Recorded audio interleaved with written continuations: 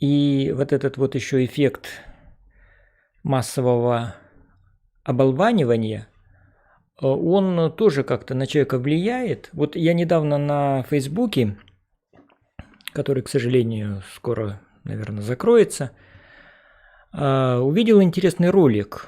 Он был снят, видимо, очень давно, потому что он в черно-белом варианте. Там сидят дети за столом. Ну, дети, наверное, лет 4, 5, 6, может быть. И с ними проводят такой эксперимент. Ставят на стол 2 пирамидки, черную и белую. И говорят: вам нравятся эти 2 белые пирамидки? И дети отвечают: да, нравятся. Их опять спрашивают: а какие это пирамидки? Они: обе белые? Они говорят: да, это обе белые пирамидки. И все говорят. Вот они видят, глазам своим не верят, а повторяют то, что им сказали взрослые. Ну, там, я не знаю, кто, воспитатель или какой-то вот, не знаю, там, психолог, который с ними как раз этот эксперимент проводил. Или потом второй эксперимент – кашу. Взяли, значит, кашу, одну сторону посыпали кашей сахаром, ну, овсянка там, по-моему, была, а вторую солью. Вот, и давали, значит, детям сначала со стороны, где было посахарено, вот, и спрашивали: какая каша? Сладкая. Сладкая, говорят дети, сладкая. Потом взяли одну ложку, где соль, и дали еще одному ребенку. Говорит: какая каша? И он говорит: сладкая. А еще будешь? Нет, не буду. Вот знаете, вот этот эксперимент, этот ролик очень такой показательный.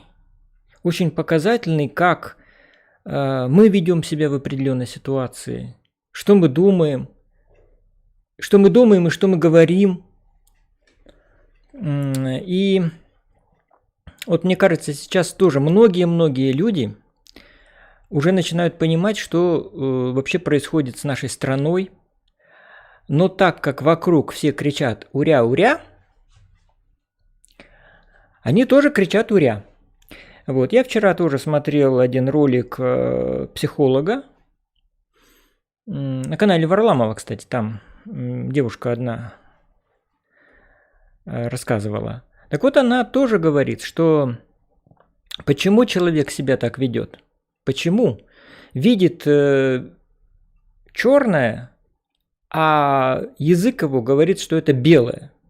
Во всеуслышание, всем, причем с большой уверенностью, и даже иногда с честными глазами, человек говорит, что это белое. Вот она объясняет, что, конечно, это свойство психики защищаться в стрессовой ситуации.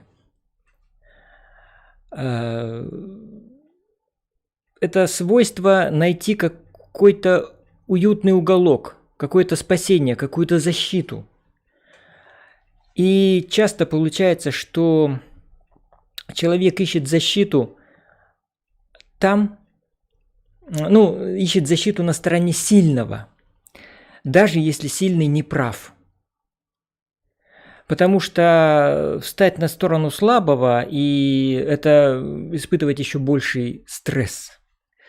Вот. Поэтому вот такие передачи, конечно, их тоже надо смотреть, а я психологией увлекаюсь уже давно, поэтому они заставляют о многом задуматься, на многое взглянуть иными глазами. И, конечно же, я призываю вас, как-то расширять свой кругозор. Не все так вот просто у нас по телевизору. Я тоже смотрю, да, федеральные каналы. Сегодня, кстати, вот утро, себе сделал творожок, положил туда изюм, цукаты, налил, кружку кофе, забелил молоком, сахар не кладу, и включил Россию. хотел послушать, что говорит Соловьев, что говорит передача «60 минут», это тоже надо слушать. Тоже надо слушать, но не только. Вот. Я не знаю, многим уже, конечно, противно слушать эти передачи. Ну, кто-то слушает просто фоном. Вот у меня жена, когда работала в соцзащите, и она ходила по своим подопечным. Вот. У каждого стоит телевизор. Ну, так вот с советских времен повелось, особенно она ходит к людям пожилым, и это как-то, не знаю, как сейчас в семьях, но раньше вот телевизор был как фон, то есть его просто утром включали и вечером выключали. Вот, занимались какими-то делами, и вот все это время, пока человек занимается по дому чем-то там, какой-то домашней работой, или даже что-то делает, телевизор идет, а у нас, как правило, очень много было новостных, каких-то пропагандистских, информационных передач. И все это человек где-то что-то уловил, где-то что-то не уловил, но в основном это все вот идет таким потоком нескончаемым. И вот когда Высоцкого спрашивали, как он так вот всю нашу жизнь в Советском Союзе, он все стороны в своем творчестве отразил. А вот, говорит, как-то в одном интервью он говорит, потому что телевизор, я работаю, а телевизор включен. И все, что вот это вот поступало из этого ящика, порой вот он сразу же ложилось в строку. Я тоже, когда учился на юрфаке, я тоже, интересно, конечно, читал какой-то учебный материал, учебники, учебные пособия. Я тоже садился перед телевизором в кресло, включал торшер, брал в руки, значит, какой-то учебник, там финансовое право, трудовое право, уголовное право, советское право, и читал. Слушал параллельно и то, что говорится у нас в новостях, и осваивал учебный материал. Очень, конечно, интересно. Сейчас я думаю, что это, конечно, было в корне неправильно. Вот. Но, тем не менее, так было. И я думаю, люди вот так и поступали. И сейчас, я не знаю, и сейчас многие тоже так делают. Вот я говорю, жена рассказывает, что ее подопечные постоянно вот это все слушают. Я не знаю, от этого можно как-то, ну, наверное, действительно начать во что-то верить, чего нет. Вот. Но мне всегда было интересно, как же, что говорят другие по этому поводу. Вот у меня друг живет, Женя Анисимов, в городе Чита. Он закончил исторический и потом юридический факультеты. И очень такой парень умный. Вот. И он так всегда мне говорил: Саша, ты смотри тоже, вот что те говорят, что говорят эти каналы, читай вот эти газеты. Мы должны знать, что думает наш враг. Ну, так скажем, гипотетический враг. Вот. Ну и, в общем-то, я и без его советов тоже этим интересовался. Я помню, опять же, в советское время в каждой семье был радиоприемник. Или транзистор, или что-то такое посерьезней. Вот у нас как раз, ну, транзистор тоже был, когда идешь в лес, там отдыхать, на пикник, берешь транзистор. Я помню, как же он, турист назывался, такого, из такого желтоватого пластика, вот, с ручкой, ну, вот такой компактный. То есть его взял и пошел. Вот. А дома стояла такая серьезная штуковина, радиола называлась она. Это приемник в комбинации с проигрывателем пластинок. Вот откидывалась такая крышка, полированная из красного дерева, фиксировалась. Там вот этот был круг, куда пластинки кладут. Значит, сам вот этот проигрывающий звукосниматель. А панель передняя, она была такая большая. Там были две таких вот ручки крутящихся. Вот, одна громкость можно было прибавить, убавить, а вторая ловить волны радиостанции. Вот. А еще был такой индикатор зелененький. Он был в виде шторок. Вот так вот. Ну вот, у кого магнитофоны старые были, меня в детстве это просто завораживало. Естественно, ни интернета, ничего не было, телевизор там был черно-белый и шел часто очень так плохо. Вот, но вот этот приемник для меня был, это было окно в мир. Я любил сидеть в комнате, где потушен свет вечером, и смотрел на эти вот шторочки зеленого индикатора, а внутри этого приемника радиолы стояли лампочки, и они освещали, внутри желтым светом вот эту вот панель. Панель была черная, стеклянная, и на ней было написано города: Париж, Дрезден, Лондон, Нью-Йорк, Токио. И вот крутишь вот эту вот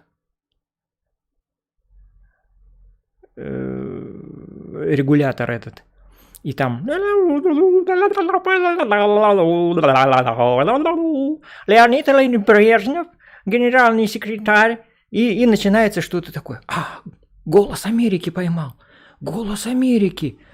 Там, конечно, в те времена это все глушилось, то есть вот были специальные глушилки, то есть создавались искусственно радиопомехи, и порою вот слушаешь, что там говорят, что там Политбюро у нас нарешало, вот. И вот это все, еще вот этот шум, потом шум опять проходит, опять голос пробивается. Но все равно люди слушали, и я слушал тоже, и не только на политические темы, но и религиозные передачи слушал. И тогда, конечно, о религии, о Боге было запрещено говорить. И, наша семья была верующая, вот. Правда, никто меня там не принуждал ходить в церковь, но я видел, что у нас висят иконы, что мама молится, что бабушка молится. Поэтому и мне было интересна эта тема. Вот. Первые Библии стали продавать только уже в период перестройки. Я купил там, наверное, в конце 80-х годов. Вот. А так вот эти вот радиоголоса ловишь, и то есть всегда, я не знаю, наверное, тяга к чему-то иному у человека, она в крови. Вот. Нельзя просто всегда тупо слушать то, что вам говорят по радио и по телевидению из трибун. Вот. Когда, я же тоже работал, на заводе начинал работать, нас тоже там порой сгоняли. Все, работу там, гудок прозвенел, работу кончай, все, в актовый зал идут, садятся, приходит какой-то лектор и начинает там лекцию о международном положении. Вот. Слушали, кто-то смеялся. Я внимательно слушал, потому что, думаю, лучше, чем работать, лучше слушать, сидеть. Вот. Раз пришел, надо слушать. А смотрю, рабочие, кто-то там анекдоты травит шепотом, кто-то там заснул. Тоже вот по-разному люди относились к этому. И это тоже вот как-то в меня входило, впитывалось, что не все вот так вот уря-уря. Нет, есть люди, которым пофиг, которые откровенно, на это все плюют с высокой башни. И потом в кулуарах, где-то там в курилке, Вдруг кто-то анекдот там расскажет какой-нибудь на политическую тему. Кто-то чего-то там скажет, что это вот не так, не так, не так, а это вот так и так и так. И тоже, вот тогда я, молодой парень, еще до армии, начинал понимать, что нет, в жизни все не так просто. Вот, к чему я это все говорю?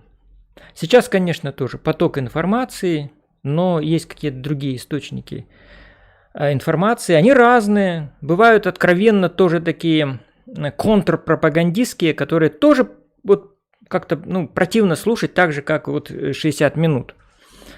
Вот. Но, тем не менее, это надо выслушать, и есть более взвешенные какие-то источники, которые более так отражают события в мире и то, что сейчас происходит в России и на Украине, более объективно. Вот. Есть такие источники, есть. Вот мне, допустим, нравится канал «Настоящее время». Расположен он, значит, студия в Чехии, в Праге. Вот. Я не знаю, может быть, это и российское правительство считает это иностранным агентом. Скорее всего, если какая-то студия есть в России, наверное, она признана. Поэтому на всякий случай говорю. Но у нас сейчас, в общем-то, иностранными агентами считаются все порядочные люди. Вся наша интеллигенция, все независимые журналисты. Поэтому иностранный агент – это сейчас как вот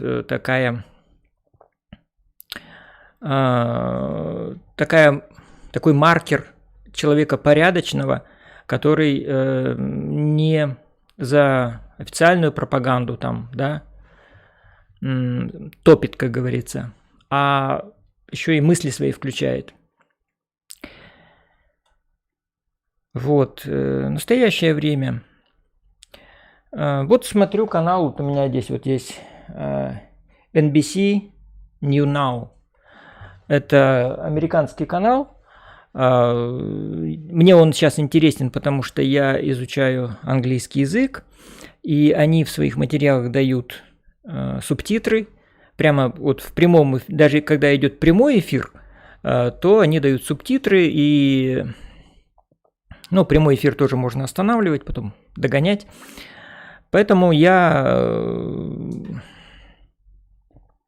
делаю паузы, стараюсь переводить незнакомые слова, смотрю по субтитрам. Вот таким образом убиваю двух зайцев. То есть и английский язык изучаю, и какую-то независимую точку зрения на события получаю тоже. Вот. Что еще я бы хотел сказать? Друзья, я вижу, что вы в чате уже много чего написали. Я на все вопросы буду отвечать немножечко позже, когда, как-то выговорюсь. Выговориться тоже надо. Вот у меня сейчас нет такой возможности куда-то пойти. Наш клуб позитивного общения, он с началом пандемии коронавируса превратился в такой штаб антиваксеров. Вот, мне туда стало ходить не очень комфортно. Естественно, когда ты приходишь, она на тебя смотрит как на живой труп. Вот, поэтому как-то не очень вот так вот хорошо. Я, конечно, все терплю и, в общем-то, вполне могу общаться, но почему-то вот ноги туда не несут. Вот, а сейчас разговоры уже, конечно, идут о событиях на Украине, поэтому я тоже не хочу. Почему-то, знаете, так интересно получается, что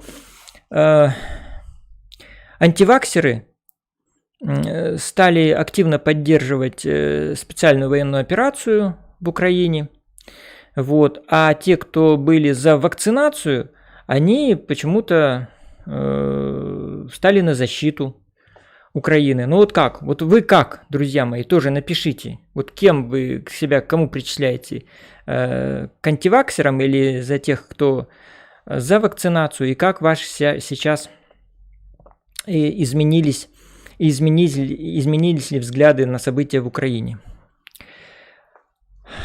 Ну а теперь о том, что, конечно, происходит настоящая катастрофа.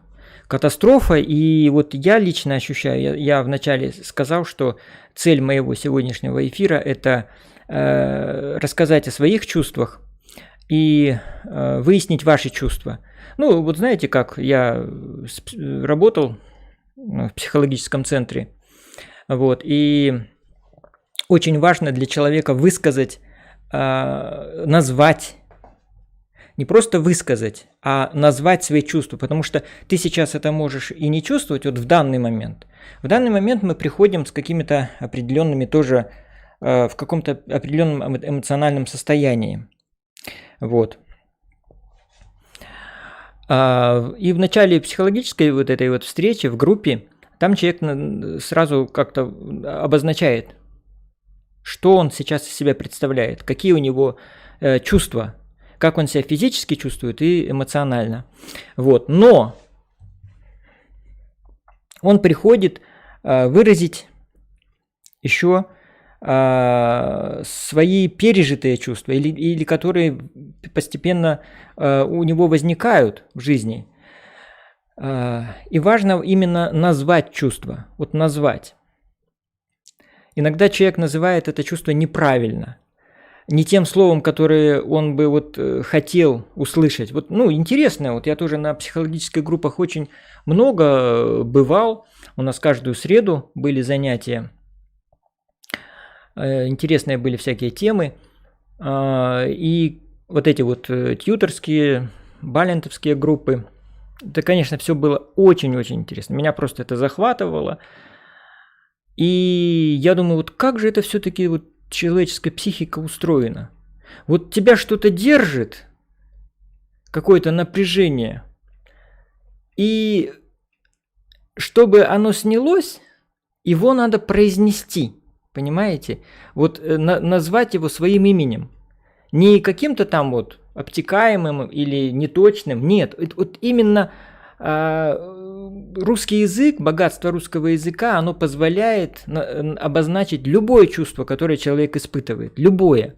Но если что-то может быть и нельзя назвать одним словом, то можно описать с помощью нескольких там фраз. Но все равно цель будет таким образом достигнута. Вот. Поэтому вот что я сейчас чувствую? Я, конечно, чувствую большую тревогу. Тревогу, потому что мы сейчас стоим на пороге Третьей мировой войны. Может быть, она уже даже идет, может быть, она уже даже началась. Все зависит, как дальше будет развиваться. Сможем мы ее остановить или не сможем? Вот. Конечно, и когда вот мы остаемся здесь жить, там Наташа ходит по магазинам и делает какие-то закупки, потому что, все равно же все дорожает, и, допустим, тот же какой-то хороший очень шампунь, который сейчас стоит столько, через какое-то время будет стоить гораздо дороже. Вот. Или, допустим, какой-то хороший качественный алкоголь, зарубежный. Вот. Сейчас он стоит, допустим, там 1000, да, а будет стоить 2000. Наверное, лучше купить его сейчас. И пусть он постоит, если есть такая возможность. С другой стороны, думаешь, а пригодится ли, а сможешь ли ты его выпить, этот алкоголь, и как ты его будешь выпить? Или ты его будешь менять на булку хлеба через какое-то время? Потому что, опять же, когда мы смотрим различных людей, обладающих определенным багажом знаний в экономике, в политологии и так далее, то они большую озабоченность выражают. Они говорят, что да, будет так, будет хуже, лучше не будет. Да мы сами уже знаем, что в России, как-то вот живешь, вот я тоже уже достаточно много живу на свете.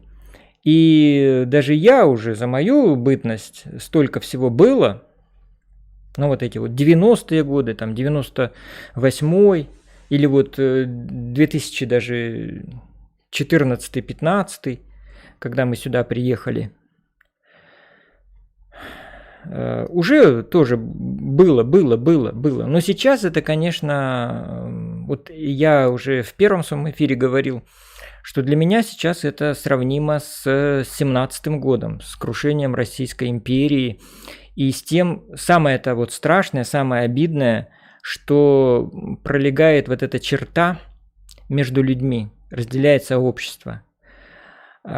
И даже в одной семье или в одном каком-то коллективе мысли настолько диаметрально расходятся в стороны, что люди просто начинают испытывать чувство вражды друг к другу.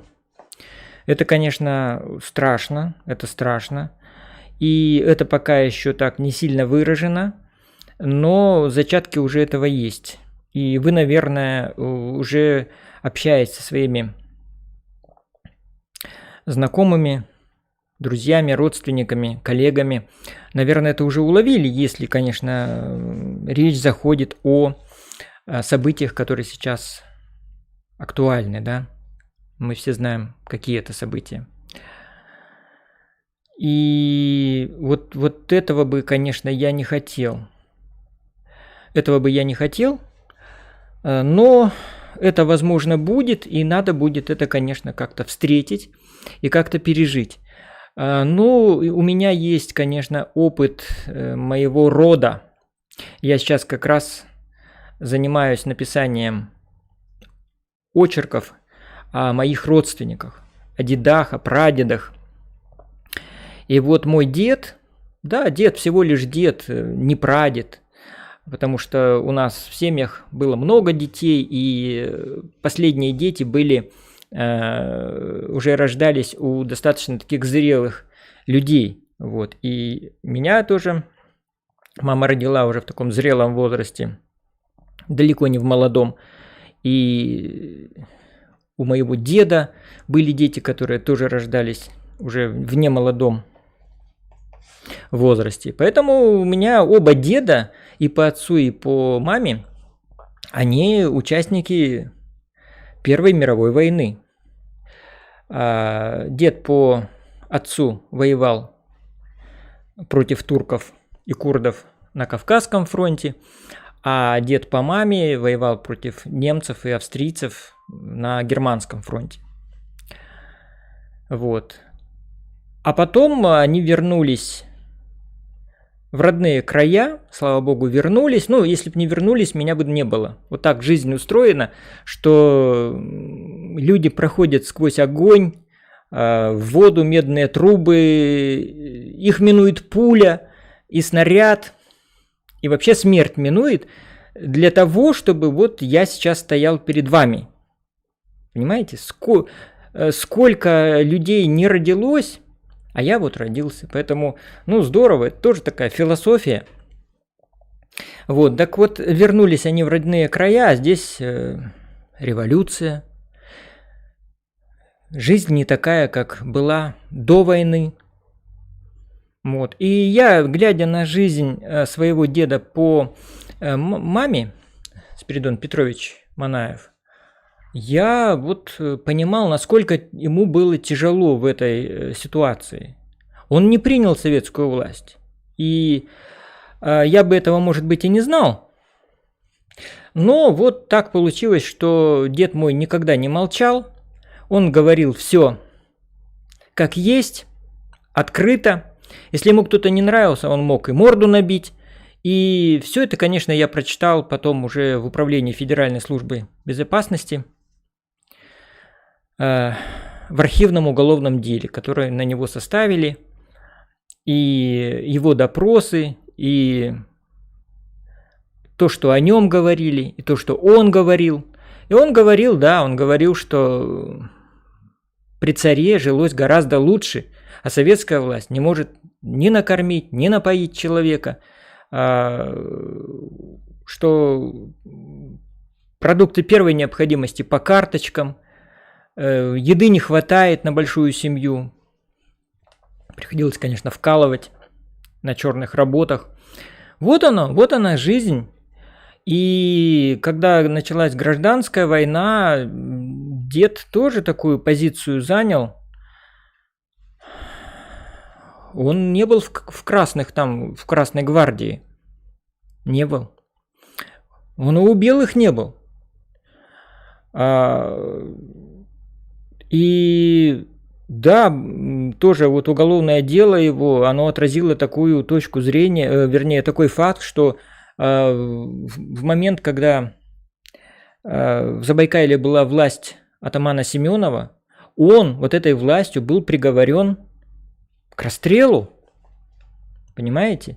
То есть вот интересно, да, получается, что я очень уважаю атамана Семенова как борца с большевизмом, непримиримого борца до самых последних минут жизни. Вот. И вдруг Семенов приговаривает, ну не сам Семенов лично, а в общем представители его власти приговаривают моего деда к расстрелу. И вот я бы точно не родился. Я бы сейчас не стоял, если бы этот приговор был исполнен. Но за деда заступились казаки атамановской станицы. Хотя он сам казаком не был, он воевал в пехоте. У меня другой дед был казаком, вот, который на Кавказском фронте воевал. А тот был просто пехотинец. 83-й Дагестанский полк его императорского величества. Вот. И приговор отменили. Но дед все равно не молчал. Ну, в 30-х годах он все равно говорил, что власть, она не та, которую, в общем-то, ждали. Поэтому очень важно, друзья мои, еще и оглядываться назад на то, как наши предки жили, что они говорили. И я вот в этом смысле очень-очень счастлив, что у меня это все есть. У меня есть связь, вот эта связь времен, о которой говорил Гамлет, она не прервалась. Вот. И даже как он же, Гамлет, сказал, что эту нить должен я соединить. На ком-то вот эти нити соединяются, и это, конечно, очень тоже здорово, потому что, человек без связи с прошлым, он, я не знаю, какой-то вот, как говорят, оторванный, отрезанный ломоть. Он не то, не сё. Ему некуда прислониться, он не знает, что за ним. Он должен тогда в таком случае сам какую-то вырабатывать платформу, чтобы на ней стоять крепко и детей своих растить, да и вообще легче так жить, когда за тобой есть что-то и под тобой есть что-то. Вот. Какая-то основа, какой-то фундамент. Опять же, к Библии возвращаясь, если мы на песке строим здание, то оно разрушается. А если ты его выстроил на камне, оно будет стоять века. Это тоже истина. Вот. Поэтому, друзья мои, тревогу испытываю я. Опять возвращаюсь к своим чувствам. Тревогу начала глобальной войны.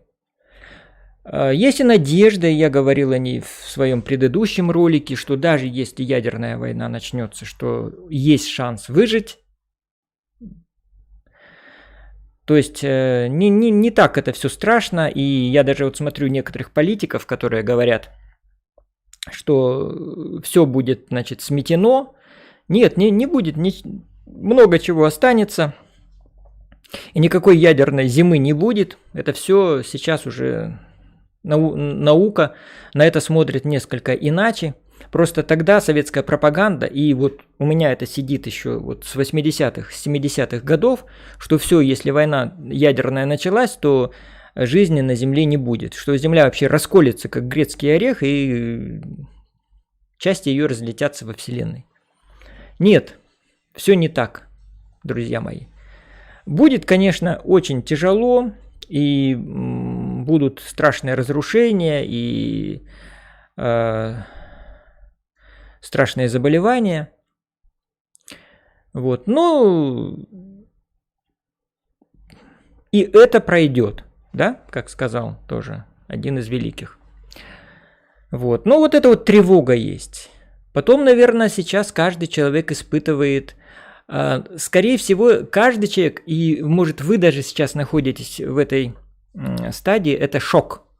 То есть то, что сейчас происходит, а шок это отрицание. Это когда у вас вообще как будто бы чувство все отрезало, и вы ничего не чувствуете боли, не чувствуете вообще никаких других ощущений, и знать об этом не хотите. Вот это чувство называется шок, отрицание. То есть вы, узнав о том, что все рухнуло, а все еще не рухнуло, но уже многое рушится, и вы вдруг не хотите об этом ничего знать. Вы даже можете пойти с собачкой погулять, вместо этого, чтобы об этом подумать. Можете бутылочку распить в компании, в хорошей. Можете фильм хороший посмотреть. Вот. Сейчас, кстати, тоже меньше уже возможностей. Там какие-то платформы, на которых можно было смотреть онлайн. Фильмы закрываются, кинотеатры прекращают прокат зарубежных фильмов. Вот. Поэтому для кого-то это тоже непривычная ситуация. Особенно, я думаю, для молодежи, которая, в общем-то, жила как сыр в масле каталась. Не совсем, конечно, но многие вот так жили. Вот. Айфоны, там, автомобили, какие-то вещи брендовые. Сейчас ничего этого не будет. Я лично, конечно, не переживаю за это, потому что я никогда за модой не гнался, и телефон у меня, он китайский обычный. Вот. Поэтому я живу скромно. И ем очень так скажем, экономно. Вот, без всяких там выкрутасов. Вот, допустим, сегодня творожок там поел, а вообще вот по утрам овсяночку ем. Да и сейчас вообще я пока вот болею, я стараюсь много не есть, и да еще и пост сейчас идет, поэтому живот распускать, конечно, сейчас недопустимо. Лучше о душе подумать, да о судьбе России нашей подумать в это время. Евангелие почитать. Вот. Шок человек испытывает, отрицание, ничего не хочет знать. И более того, он хочет как-то вот эту боль, которая вроде бы как где-то прорывается, и вдруг какие-то мысли все равно тебя одолевают, человек хочет избавиться, вот я говорю, уходит, значит, где-то алкоголь, где-то какая-то просто прогулка, спорт, просто работа. Человек просто углубляется в свою работу, то, что он давно-давно откладывал, он вдруг за нее садится и говорит, а вот сейчас я сделаю, сейчас мне ничего не помешает. Вот. Но это вас все равно, друзья мои, когда-то нагонит. Это, опять же, свойство нашей психики. Вот я работал в Федеральной службе исполнения наказания, и у нас был отряд специального назначения, вернее, не отряд, а отдел специального назначения, ОСН, сокращенно Кадар. Вот. И ребята выезжали периодически в Чеченскую Республику. Через какое-то время они возвращались. Командировки там по-разному были, где 3 месяца, где полгода. Вот. Но в конце концов они возвращались. Слава богу, все живы и здоровы, потому что, Вот так. Все живы и здоровы возвращались. Вот именно в нашем отряде, в нашем управлении. Вот. А потом их сразу на 1 месяц отправляли на реабилитацию. У нас была такая, ну и есть сейчас база «Березка». Вот. И они на эту базу с психологом, и там они уже проходят реабилитацию. Зачем? Вроде бы они приехали, ничего, все нормально. Но они приехали в таком состоянии, понимаете, они тоже там много чего видели, вот, и они тоже приехали в состоянии такого шока. То есть они отрицали все, что они видели, потому что иначе, если человек начинает все близко к сердцу принимать, он просто может сойти с ума, сорваться и наделать глупостей. Вот. И защитная реакция организма – это вот просто это все не принимать, просто вот отрицать. Шок называется это. А потом, когда всю опасность и эта ситуация проходит, люди возвращаются в обычную жизнь, и вот потом вот этот и наступает синдром, как он там называется, как? Ну, я сейчас не помню уже. Вот. То есть после этого наступает как раз это все, тебя нагоняет. И вот тут-то ты можешь и наделать много глупостей. То есть ты можешь сорваться на своих там родственников, на друзей, просто как-то неадекватно себя повести и тоже наделать глупостей. Уже в мирной обстановке, уже никто вокруг не стреляет, все спокойно, никто тебя ночью там не поднимет. Ты знаешь, что тебе уже горло точно не перережут, когда ты в своей постели спишь. Но у человека все равно это, вот этот страх, он вдруг его начинает в самых неожиданных местах посещать. Вот для этого устраивают реабилитацию, везут людей за город, на свежий воздух, там с ними занимается психолог, занимаются в группах, все высказывают свои чувства. Иногда эти чувства просто нужно вынуть. Это уже не просто психология, это уже психотерапия, когда нужно вернуться мысленно вернуться в ту ситуацию, которая уже давно-давно прошла, пережить ее заново и испытать вот этот вот взрыв чувств, где-то, может быть, поплакать, может поматериться. Если, допустим, на твоих глазах свершилось какое-то страшное событие, смерть человека, или ты сам перешагнул какую-то черту и совершил что-то такое на грани нравственности, да, нашей, в тот момент ты, да, можешь это сказать, нет, это военная обстановка, я об этом сейчас думать не хочу, это надо, это приказ, вот. Но потом, когда все это минуло, вот это вдруг тебя начинает мучить. Ты вдруг начинаешь о чем-то жалеть, винить себя, гневаться на себя, на своих близких, на руководство страны, на командиров. В общем, вот это вот начинается бурление, и это я вам сейчас рассказал о том, какие чувства еще человек переживает, когда попадает в какую-то ситуацию, и в частности вот при потере чего-нибудь. А мы сейчас все теряем. Мы все теряем спокойную, размеренную, стабильную жизнь. Понимаете?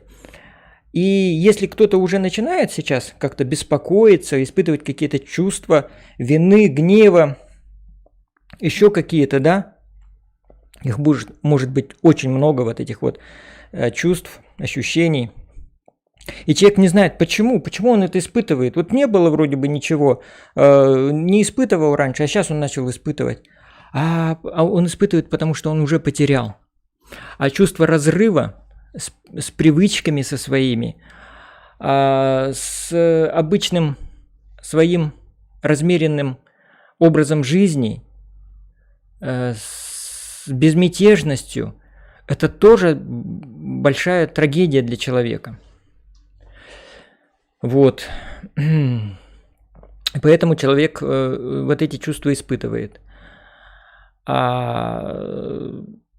Ну, не надо это скрывать, попытайтесь об этом рассказать, ну, может быть, себе, кто-то дневник ведет, кто-то может какой-то блог, кто-то со своими знакомыми, родными. То есть главное не держать это в себе. И все, что вы думаете, даже если вы что-то думаете очень плохое про сложившуюся ситуацию, про наше руководство, говорите. На кухне можно говорить, нельзя говорить вот так открыто, как я сейчас перед вами говорю, практически на весь мир, да, вещаю. Вот. Хотя сейчас меня только 7 человек смотрит, но это не важно, потому что я сейчас тоже выговариваюсь, и для меня это тоже своеобразная психотерапия. И скоро я буду отвечать на ваши вопросы, друзья, так что не расходитесь. Происходит, конечно, ужасное и страшное. Вот я уже переговорил с вами насчет ощущений начала войны и как это все будет. Начало Третьей мировой войны и, может, даже ядерной. Поговорили. Вот. Теперь о текущей ситуации. Вот в прошлый раз я рассказывал, что пока еще таких случаев мало, когда где-то мы видим, что убили солдата, офицера, и вот он уже появился в новостной ленте, его портрет в красивой форме российского офицера или солдата. Вот. Автобиография, что вот он учился в этой школе, что он награжден орденом мужества или там медалью за отвагу, посмертно или вот при жизни.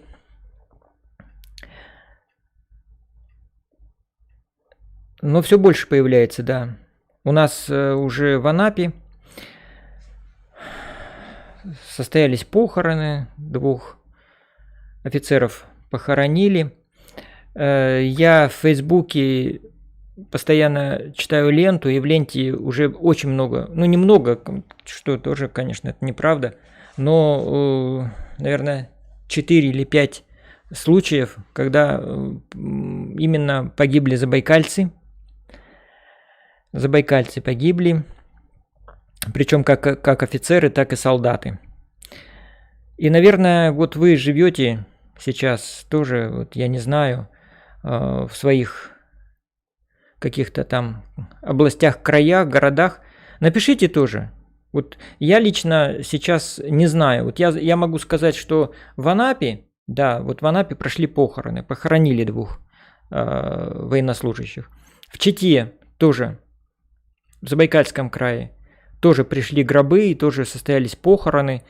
Вот. А, допустим, где-то в Липецке, в Ульяновске, в Москве, я не знаю. Вот и для меня сейчас этих смертей нет, и я думаю, что вот, ну, по крайней мере, так мозг работает, что я не хочу верить, что там тоже кто-то погиб. Вот. Ну, напишите, пожалуйста, напишите, если есть такие случаи, и напишите город, и сколько человек у вас сейчас вот официально объявлено погибших. Что будет дальше, друзья мои?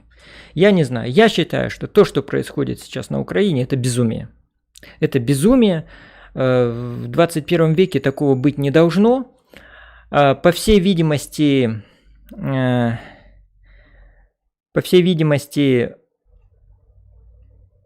то, что задумывалось на территории Украины, должно было, по мнению кремлевских стратегов, пройти очень быстро. Вот. Но мы видим, уже скоро будет, 24 числа будет месяц, как это продолжается. Это, конечно, страшная веха. Почему? Потому что, ну, представляете, наши кремлевские стратеги, они считали, что все закончится очень быстро, в течение, 3 дней или недели. Но оказывается, что это не кончается. Более того, не взят под контроль, именно не поменена власть ни в одном из городов. И об этом, кстати, даже говорят кремлевские пропагандисты. Я посмотрел выступление Владимира Соловьева, его интервью с Яковом Кедми. А Яков Кедми тоже такой один из ястребов Кремля, который, очень такой жесткий человек. Сейчас он в Израиле и вещает уже оттуда. Вот. И вот он в разговоре с Соловьевым сказал, он так, знаете, сказал очень жестко, он говорит: разве так берут города? Разве города берут так? И если ни один город не взят, значит, или его не хотят взять, или не могут. Но, говорит, я не верю, чтобы современная армия с современным вооружением не смогла взять город. Я лично, он там не расшифровывает, как берут города, но мы знаем примеры Великой Отечественной войны, да? Вот я лично был в Волгограде, да, в Сталинграде, и мы все знаем дом Павлова. То есть, когда обороняют город, то каждый дом становится крепостью. И противник защищает эту крепость с полным отчаянием, а наступающие, конечно, тоже ничего не жалеют, ни сил, ни средств. И порою возле одного дома погибают сотни и тысячи людей. Вот так берут города. Вот если Кедми имел если нужно взять город, надо взять его любой ценой. Тем более для русского солдата. Это, наверное, тоже мы в истории знаем, да, как крепости брали, как брали. То есть ничего не меняется в истории. Да, как-то хотели, наверное, сначала, и я так предполагаю, что, наверное, как события должны были развиваться. Первый, второй, третий день наносится массированный удар по скоплениям, войск противника, по его военной инфраструктуре, радиолокаторам, огневым точкам. Вот. Если этот удар нанести одномоментно и массированно, то это, конечно, действует на противника угнетающе, то есть дух его можно сломить. А потом вступать в переговоры и постепенно, назначать свою администрацию в городах, там Росгвардия и ОМОН, там СОБР должны входить в города. Если где-то недовольные есть, они должны их были утихомирить. Вот, потом, то есть все вот так вот, планировалось так, но получилось совсем иначе. Получилось так, что российская армия встретила ожесточенное сопротивление. И опять же, на пропагандистском канале у Владимира Соловьева Карен Шахназаров, известный режиссер, участник всех этих шоу, постоянный участник, он сказал на пропагандистском канале, что, оказывается, все не так просто оказалось. Что мы-то думали, что там слабый народ, так называемые националисты-бандеровцы, которые при первой, опасности сбегут во Львов и, там утихнут на долгие уже десятилетия, а мы здесь будем уже устанавливать свой русский порядок на освободившейся от них территории. А оказалось совсем не так. Он сказал, Карен Шахназаров сказал, что оказывается за 30 лет на Украине им удалось народ соединить воедино, и он говорил об этом народе как о нации. А интересно, а мы в России нация или нет? Вот они-то там, да, пусть у них была пропаганда такая плохая, да, они там и учебники переписывали, там и море там они вроде копали. Ну, конечно, понятно, это где-то, опять же, то, что до нас дошло. Может быть, там этого и нет. Надо всегда с долей скепсиса относиться к таким, значит, заявлениям. Они что же там не дураки? А нам их представляли как дураков. И мы над ними только похохатывали. Вот. А сейчас вот уже, когда коснулось уже, вот мы с этим народом столкнулись лицом к лицу, и оказалось, что нет, это народ сильный, и, как сказал Карен Шахназаров, это нация, настоящая нация. И заслуга, значит, современного руководства Украины и тех, кто был до нынешнего президента Украины, они направляли все силы, чтобы эту нацию сплотить. Сплотить эту нацию. И им это удалось. Они эту задачу выполнили.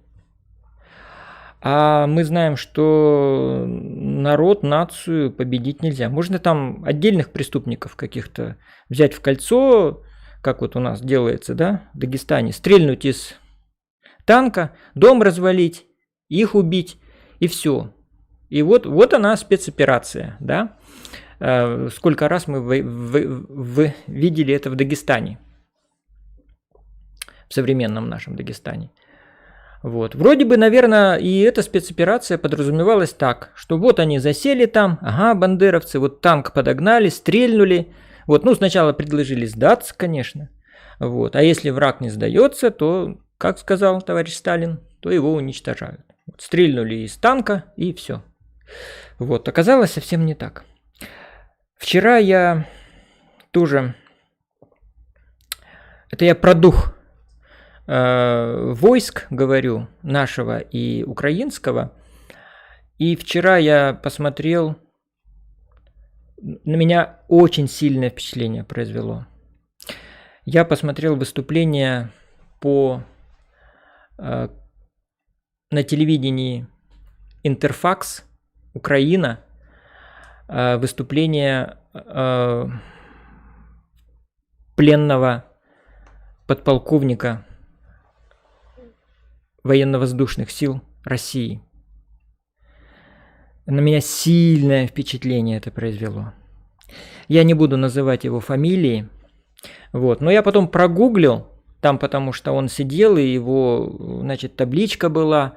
Вот, с ним еще сидели рядом еще два летчика, они тоже выступали. Но его выступление меня просто потрясло. Потрясло. Ну, я говорю, что я прогуглил, что действительно такой человек есть, и это он тот, за кого себя выдает. Он заместитель командира полка, но выполнял боевые задачи. Этот человек сохранил достоинство офицера российского. Я смотрел, потом нашел его ролики, где снимали именно буквально через несколько часов после того, как его взяли в плен, когда он еще такой растерянный, тоже в состоянии шока. Вот. Но он даже там ведет себя вполне достойно, как настоящий российский офицер. Вот. И на этой пресс-конференции он тоже вел себя как достойно, как настоящий российский офицер. Он рассказывал, что какие боевые задачи он выполнял. Да, может быть, с точки зрения, я не знаю, воинской этики и присяги, может быть, он там и тоже сейчас является, перешел какую-то черту. Вот. Но дело в том, что все это потом, друзья мои, все это потом туман этот схлынет, и мы разберемся и увидим, кто прав, кто виноват. Виноват ли этот военный летчик? Вот, так вот он, друзья мои, сказал, да, что он выполнял боевые задачи. Осуществлял бомбометание по скоплению украинских войск, по колонии бронетехники, и боевые задачи он выполнил. Представляете, вот сидит человек,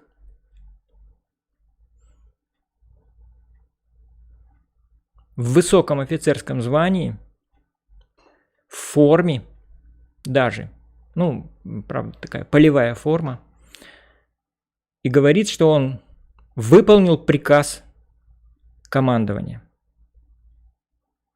Он, конечно, принес извинения, но третий приказ был... Я сейчас не буду говорить, вы сами найдете это выступление. Третий приказ он посчитал, что это преступный приказ. Но он его тоже выполнил. Он его тоже выполнил. Когда его корреспонденты, а это интервью разошлось на весь мир, потому что Интерфакс и присутствовали иностранные журналисты,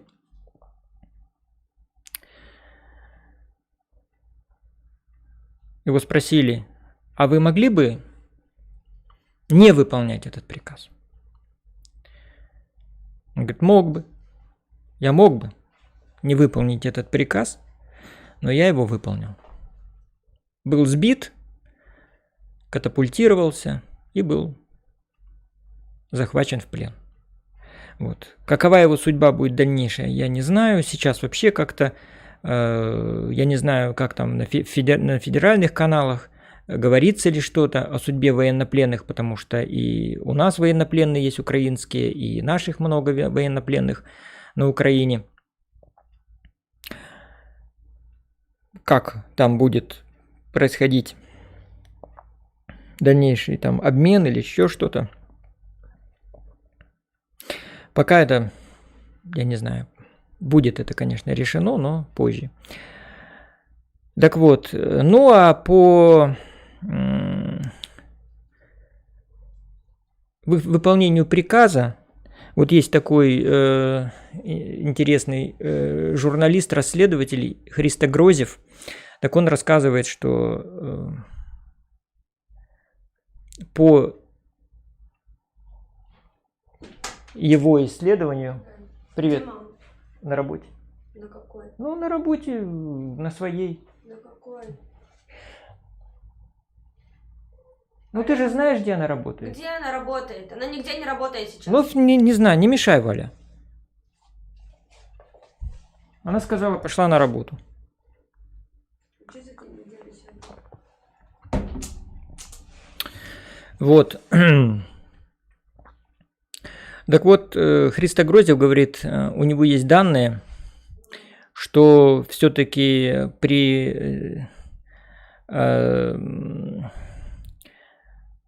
что есть данные, когда наши военнослужащие, ну, он, значит, рассказывает о летчиках, они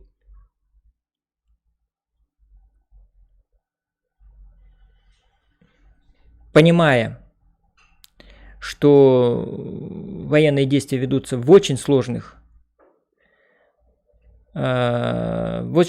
обстановке, в городах, в селах, и они минимизируют урон, который они могли бы нанести вот этим городам.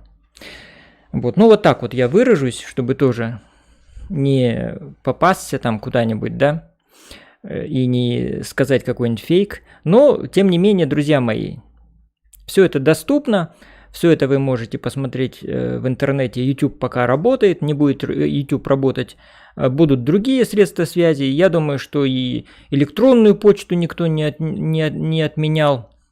Раньше же мы получали и рассылки всякие, и документы, и, в общем-то, ну, будет, может, несколько неудобно получать информацию, но она будет. Не будет этих каналов, ну, будем все равно откуда-то узнавать. Будут какие-нибудь печатные материалы, которые будут передаваться там, я не знаю, из рук в руки. Вот. Все равно мы информацию будем... Это уж на самый такой крайний случай. Я думаю, без информации, без правдивой информации мы не останемся. Это меня тоже успокаивает, так же, как и вот начало ядерной бомбардировки. То есть и это мы тоже переживем. Так, и что я еще хочу? Я сейчас уже заканчиваю, а потом вот я через 5 минут перейду уже к ответу на ваши вопросы. Итак, друзья мои, что же такое? Вот мы говорили, что 24 марта будет страшная дата, потому что это месяц, а у нас, как обычно, в России принято, месяц это как бы вот такой маленькая такая дата, начало чего-то, и к этой дате нужно что-то там сделать, вот. И поэтому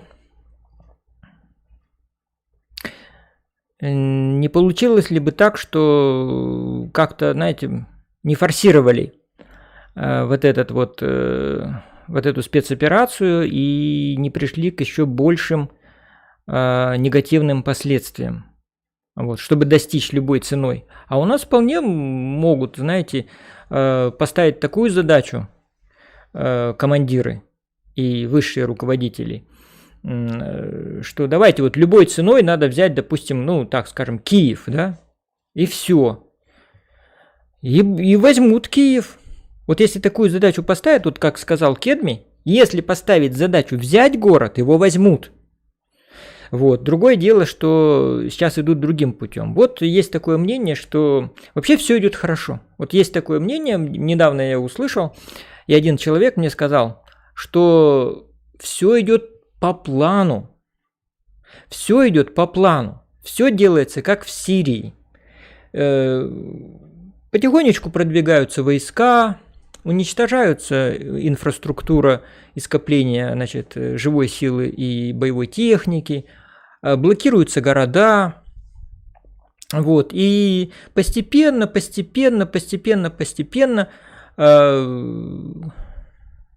российские войска, значит, зажмут в тиски украинскую армию, и все закончится. Вот. Все несогласные с этой спецоперацией переедут во Львов, проложат новую границу, а Киев и все, что восточнее, включая 2 новые признанные республики, они отойдут к России. Вот. Вот такая точка зрения тоже есть, что никакой трагедии нету, что все идет по плану, ну, может быть, цена выполнения этой задачи будет достаточно высока, и не на такую цену рассчитывали наши кремлевские стратеги, вот, а на меньшую цену. Ну, в России тоже за нашу историю понятно, мы за ценой, как говорится, нам нужна одна победа, мы за нее ценой не постоим. Вот. Это тоже мы пели и поем каждое 9 мая. Вот. Но если посмотреть, это вот мы рассмотрели, если все идет по плану и все вот так вот, ну, то есть это остается какие-то там считанные, может быть, недели, и все. Будет проложена граница, и уже пойдет уже там, как говорится, процесс мирный. Ну, насколько мирный, конечно, это так, возьмем в кавычки пока. Ну, я имею в виду уже устройство новой, ну, вот этой вот после демилитаризации пойдет денацификация. Хотя, знаете, денацификация, она это такое понятие тоже. Дело в том, что Ведь денацификацию проводили уже после окончания Второй мировой войны. Вот. И американцы тоже сначала взялись за это дело, а потом поняли, что, ну, нет, это очень сложно. И те, кто бывшие, значит, нацистские, так скажем, немецкие преступники, ну, не преступники, так скажем, военнослужащие, давайте будем называть, потому что преступник – это то, кого осудили и доказали вину, давайте тоже будем вот на это смотреть, вот. А просто те люди, которые служили в момент вот Второй мировой войны в войсках Германии, вот, они сначала как-то хотели их вычеркнуть из общественной жизни, там, чтобы они в выборах не участвовали, там еще там что-то. А потом они поняли, что это, ну, бесполезно делать, и, в общем-то, спокойно люди зажили мирной жизнью, да, бывшие военнослужащие. А вот на территории, которая стала подконтрольна Советскому Союзу, денацификацию проводили значит, со всем усердием. То есть там и документы все шерстили, кто где, с кем, кто сотрудничал. В общем, репрессии были такие, что ого-го, мама не горюй, как говорится. Вот. И в школах там постоянно эти были прочистка мозгов. И везде, и в общем, и то это затянулось, ну, чуть ли не на 2 десятилетия. Вот. Вот это вот. Только потом уже немцы в Восточной Германии уже как-то стали теми немцами, которые вот они стали уже потом в ГДР. Да, и которые испытывали потом чувство вины и стали выплачивать, значит, евреям какие-то там, да, деньги.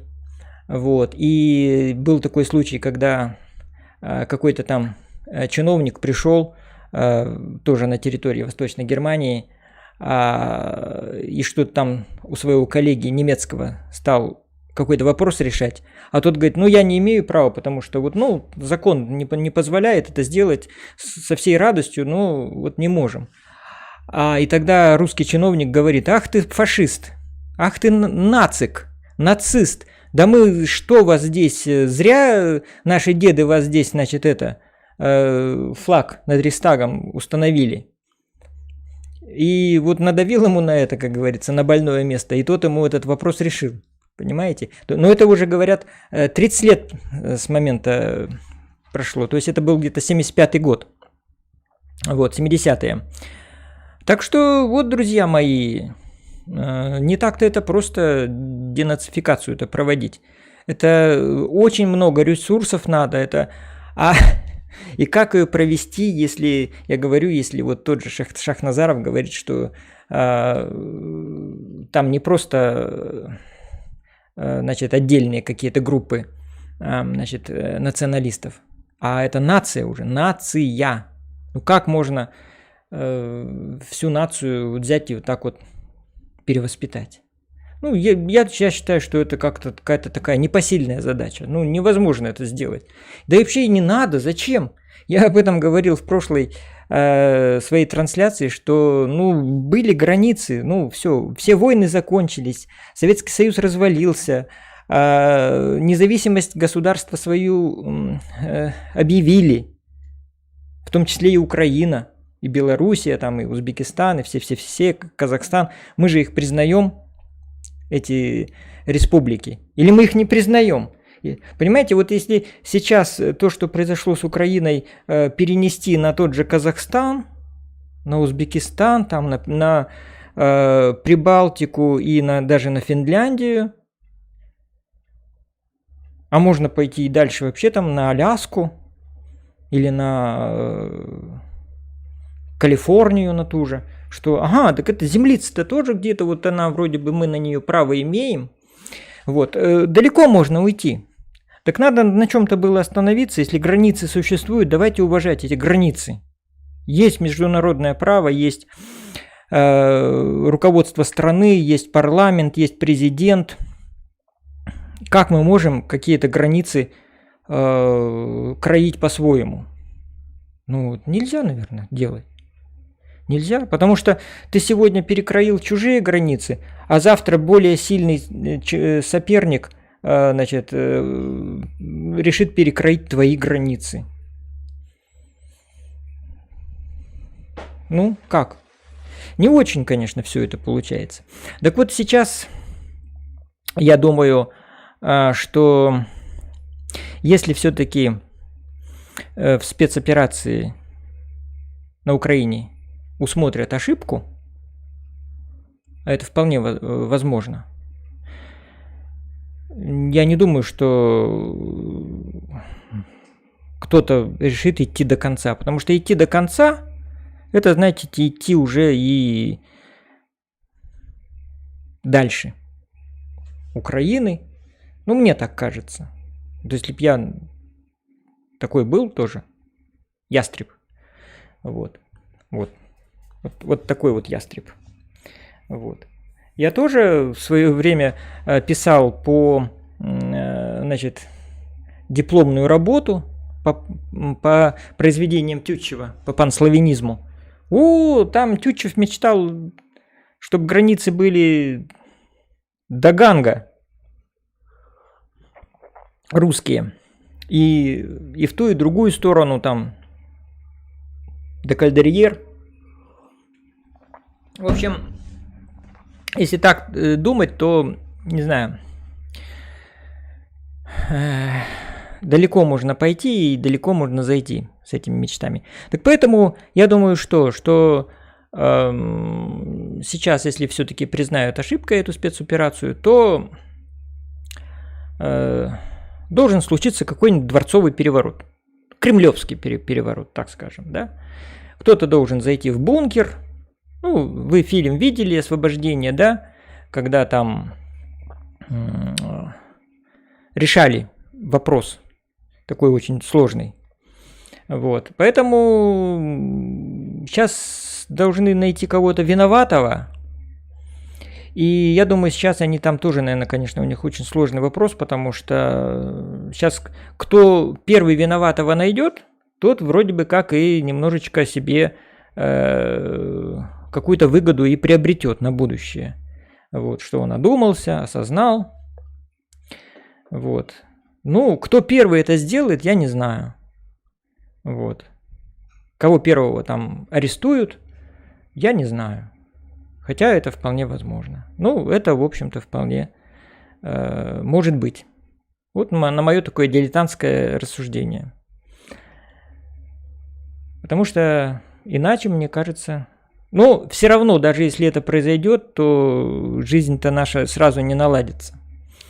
Вот, жизнь сразу не наладится, а все будет, конечно, все труднее и труднее. Поэтому мы сейчас только в самом начале, когда еще ничего, вроде бы как вот в нашей повседневной жизни, даже Макдональдс еще работает. Он только с завтрашнего дня закроется. Вот у нас здесь, вон там, на Анапском шоссе, буква такая стоит. Я Наташу спрашиваю, говорю, Наташа, интересно, эту букву М сохранят или уберут? Или там какого-нибудь двуглавого орла водрузят, или там, я не знаю, или еще какой-то знак. Вот.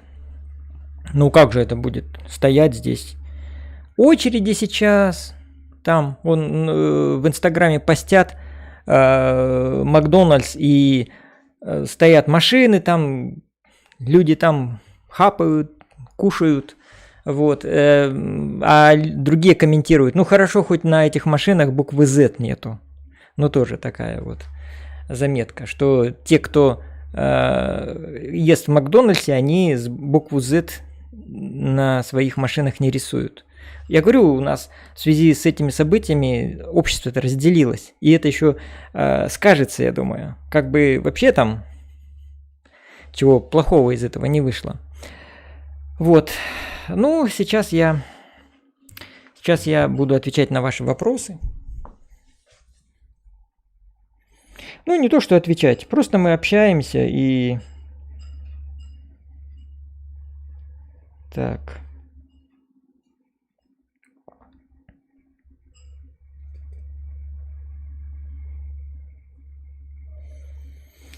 Так, ну вот. Много написали мне, друзья, сегодня. Просто... Так. Телевизор выбросил 6 лет назад, пишет вот Боря. Я тоже телевизор уже давно не смотрю. Есть что сейчас посмотреть, действительно, разные каналы. Я тоже телевизор давно не смотрю. Ну, как, не смотрю его постоянно. Фоном не смотрю. Но иногда я раз в день мне нужно посмотреть все-таки официальные новости, что все-таки говорят. И сравнить, что говорят независимые СМИ. Привет, Александр, как погодка? Скоро приеду в Анапу. Обо всем понемногу пишет. Погода мерзопакостная, холодная. Ну вот сегодня вроде бы солнце. Что там у нас? Да, сегодня солнышко. Вот, но вообще зябко, холодно. Вот пишет Игорь, мой сосед из раз, два, три. Он пишет, погодка прямо как в Москве. На дорогах снега уже нет, чернеет на газонах только. Дайте, вот видите, он даже снег рассмотрел. Александр, если не секрет, денежными накоплениями сейчас как распорядились в условиях этих санкций? Никак. Дело в том, что ну вот мы живем, да, наша семья. У нас, в общем-то, все есть. Мы живем, едим, ну, нормально, я бы сказал, на еде не экономим. Это у нас самая большая статья расходов на питание. Одеваемся мы не по последней моде. Ну, как-то так вот, очень скромно. Ни за какими-то там брендами не гоняемся. Вот. Хотя, в общем-то, где-то, может быть, и в Спортмастер вот заходим, там в Остин, Нью-Йоркер. Какие-то такие магазины есть, какие-то излюбленные, да, или вот Наташа вон джинсы купила, Коллинз. Ну, хорошие, качественные. Кстати, у нас сейчас фабрика «Большевичка» расконсервировала старое советское оборудование и приступает к пошиву джинс. Как вам эта новость, друзья мои? Будете эти джинсы носить? Ай. Я носил, в общем-то, что, такие были, как бы, в виде рабочей одежды, почему бы их не надевать? Так, поэтому деньгами сейчас, накоплениями никак я не распоряжаюсь, ни в какие доллары их не перевожу. В общем, я и мы с Наташей поговорили, готовы их просто опять в очередной раз просто потерять тупо. Потому что покупать вроде бы ничего, ну что там, куда их вкладывать? Ну купить еще один телевизор, нахрена он нужен? Наташа говорит, давай купим посудомоечную машину. С ней столько мороки, ее у нас кухня такая, что ее туда не поставишь, не встроишь. Если покупать отдельную, не встроенную, то тоже это подводка воды туда-сюда. Да и у нас столько посуды нет, чтобы мыть. У нас семья небольшая, ну что, поели, посуду вымыли, и все. Как-то без посудомоечной машины обходимся. Вот. Такую машину покупать, ну тоже рассматривали, у меня дочка водит машину. А где ее ставить? Сейчас вот в связи с этой обстановкой возможен всплеск преступности. Наверняка будут грабежи, угоны, ограбление машин. Ну, это вот как бы к этому тоже нужно готовиться. Вот. Покупать там золото, бриллианты, мы ими не увлекаемся. У нас даже обручальных колец нет с Наташей. Вот. А то золото, которое у нас как-то осталось, оно где-то там лежит, и оно, ну, вот я золото лично вообще не понимаю его ценности. Вот. Поэтому с деньгами мы сейчас ничего не делаем, с накоплениями. Мы ждем, когда они просто окончательно сгорят. Просто вот сгорят, потому что сгорали уже, друзья. Вот может быть, кто молодые смотрят, как это может быть. А вот так вот бывает. Вот были у вас деньги, а потом раз, и их нету. И потом, допустим, у вас там лежало 100 тысяч, а потом утром проснулись, а оказывается 100 тысяч уже стоит булка хлеба. И вы сняли эту 100 тысяч, которую раньше можно было купить там хороший большой там телевизор или даже подержанный автомобиль, и купили булку хлеба, и все, и хлеб, как бы без хлеба не обойтись, и деньги потратили, и деньги пригодились. Вот. То есть вот такое у нас уже было, поэтому потом, конечно, государство объявит, значит, какие-то компенсации. Но вы знаете, эти компенсации будут какие? Ну вы знаете, в России какие могут быть компенсации. Это, как говорится, так, слезы одни. Потому что, я говорю, теряли мы деньги и в советское время, и нам обещали компенсации, и оформляли бумаги, ходили, не один раз ходили мы в эти банки. И что нам там насчитывали? Копеечки насчитывали какие-то. Ну, опять же, на булку хлеба. Ну, тоже не лишнее. И тоже пойдем, потому что хлеб, он всему голова. Так, Николай Л. Мы становимся свидетелями перехода мира к совершенно иным реалиям. Будут тектонические сдвиги. Однополярный мир заканчивается, чтобы не говорили партнеры. Ну, тектонические сдвиги, ну, наверное, будут. Да, они уже пошли, потому что если допустить, что Третья мировая война уже началась, вот так вот, незаметно. А войны, в общем-то, начинаются незаметно, и жизнь наша совсем незаметно меняется. Я об этом тоже говорил в предыдущей своей трансляции, понимаете?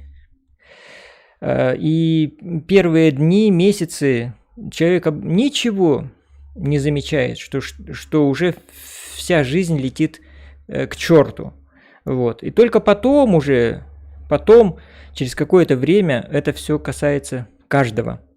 Вот. Но сейчас ощутить это время приближения вот этих тектонических сдвигов и вот этой страшной катастрофы легче, потому что сейчас столько у нас наложено уже санкций, что, ну, наверное, каждый почувствовал. Даже самый человек, вот, который никогда не хотел политикой заниматься, он уже на себе почувствовал. Ну вот кто-то завтра пойдет в Макдональдс и не получит свою булочку. Для него это уже политика коснулась лично него. Кто-то пошел в аптеку за лекарством, а оно подорожало или исчезло из продажи. Политика тоже коснулась его. Кто-то узнал страшное известие о гибели родственника. Это тоже политика коснулась его лично. Или я вот, компьютерная программа. Вчера пытался открыть, а написано, что в связи с событиями на Украине доступ в вашем регионе, извините, закрыт. Хотел вывести деньги за кэшбэки, которые я, заказывал на Алиэкспрессе.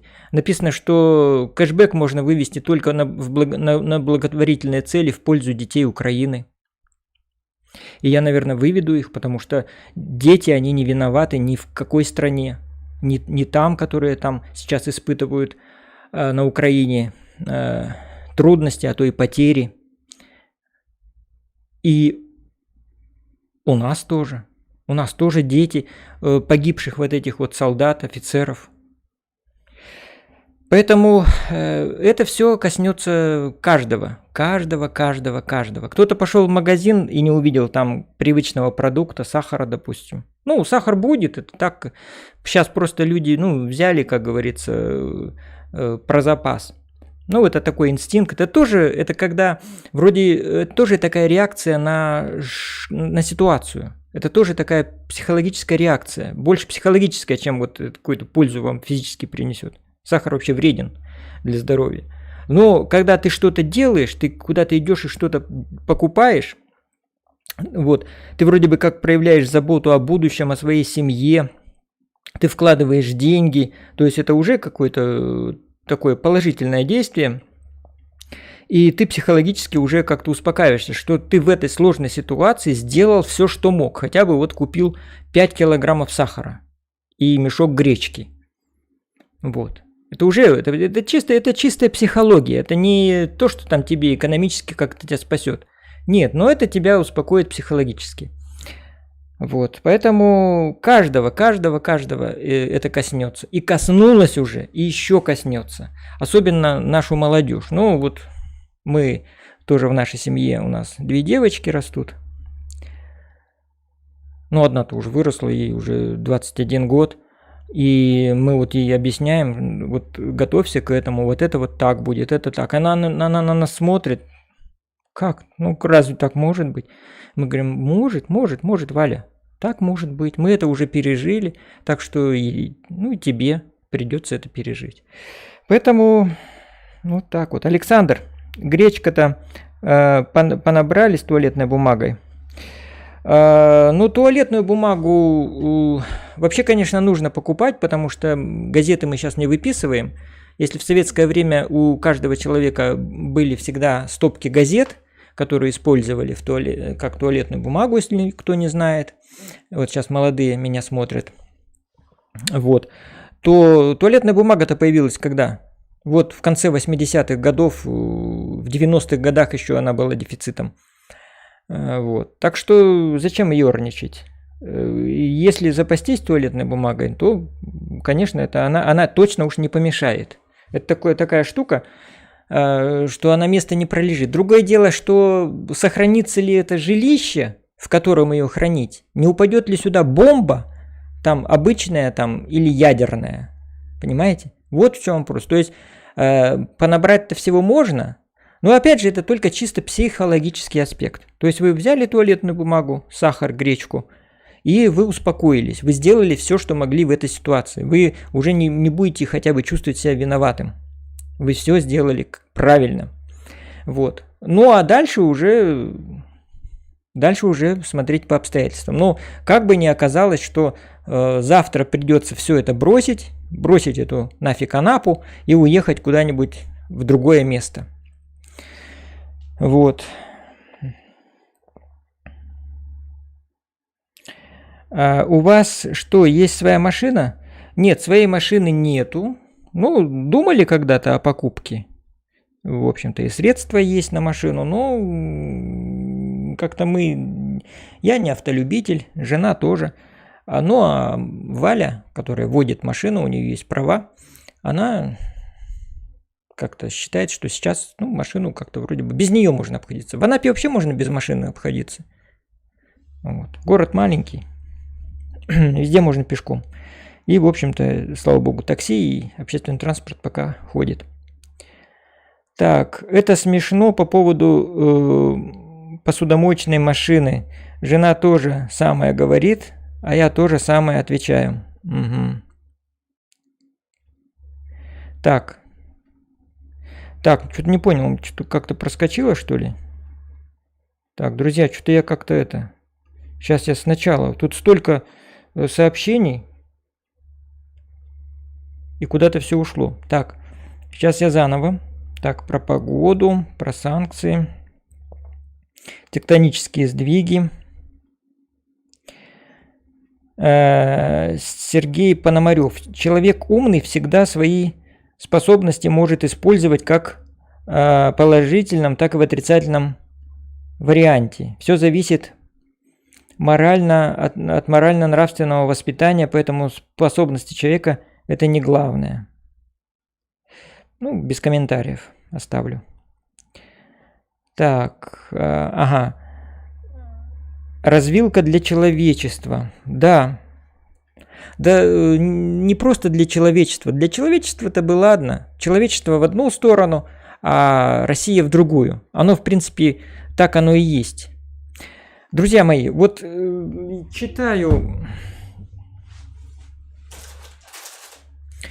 Салтыкова-Щедрина, и вот что не строчка, то в точку. Вот смотрите, что я прочитал буквально вот вчера.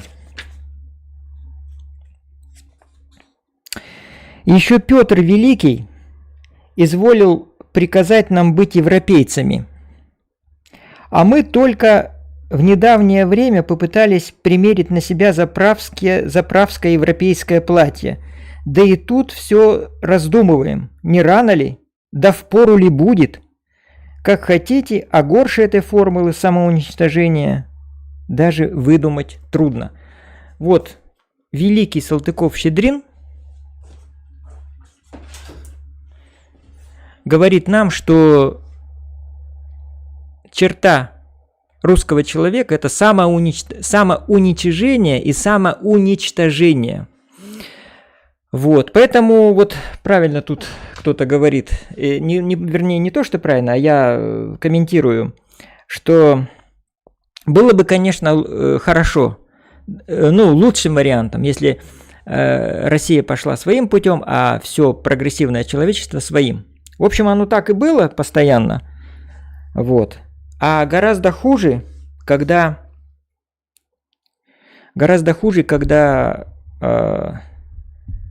внутри самой России народ разделится. Вот это будет трагедия. Так, надеюсь, слышно меня хорошо, друзья мои.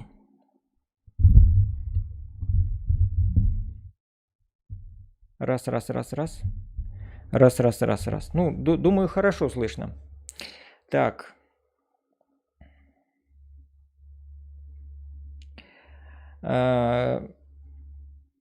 Игорь, ну, здесь он под ником Гоша пишет, а мы купили посудомоечную машину. Так, я опять что-то уехала. У меня постоянно что-то уезжает все.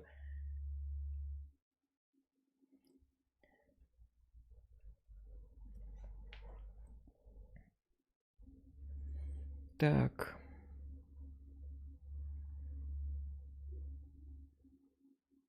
Сейчас я буду быстрее вопросы читать, то вопросов много накопилось. Так, друзья мои.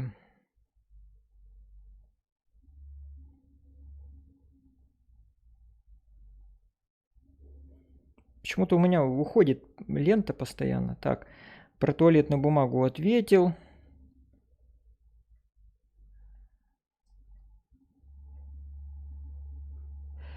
Сергей Пономарев, Николай пишет, Л. Сергей Пономарев, да, все это так, это главное, иначе может легко завязнуть в информационном болоте. Так, ну ладно.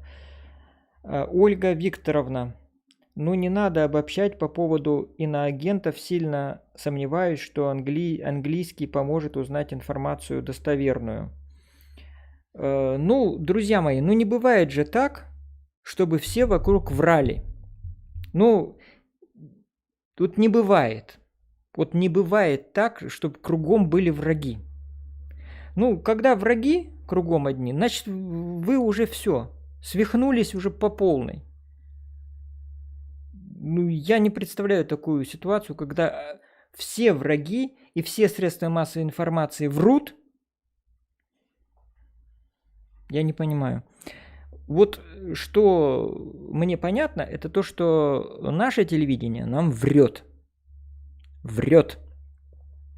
Были у нас каналы «Дождь», иностранный агент, «Эхо Москвы», где можно было услышать живое слово правды. Но они вынуждены были прекратить свою работу.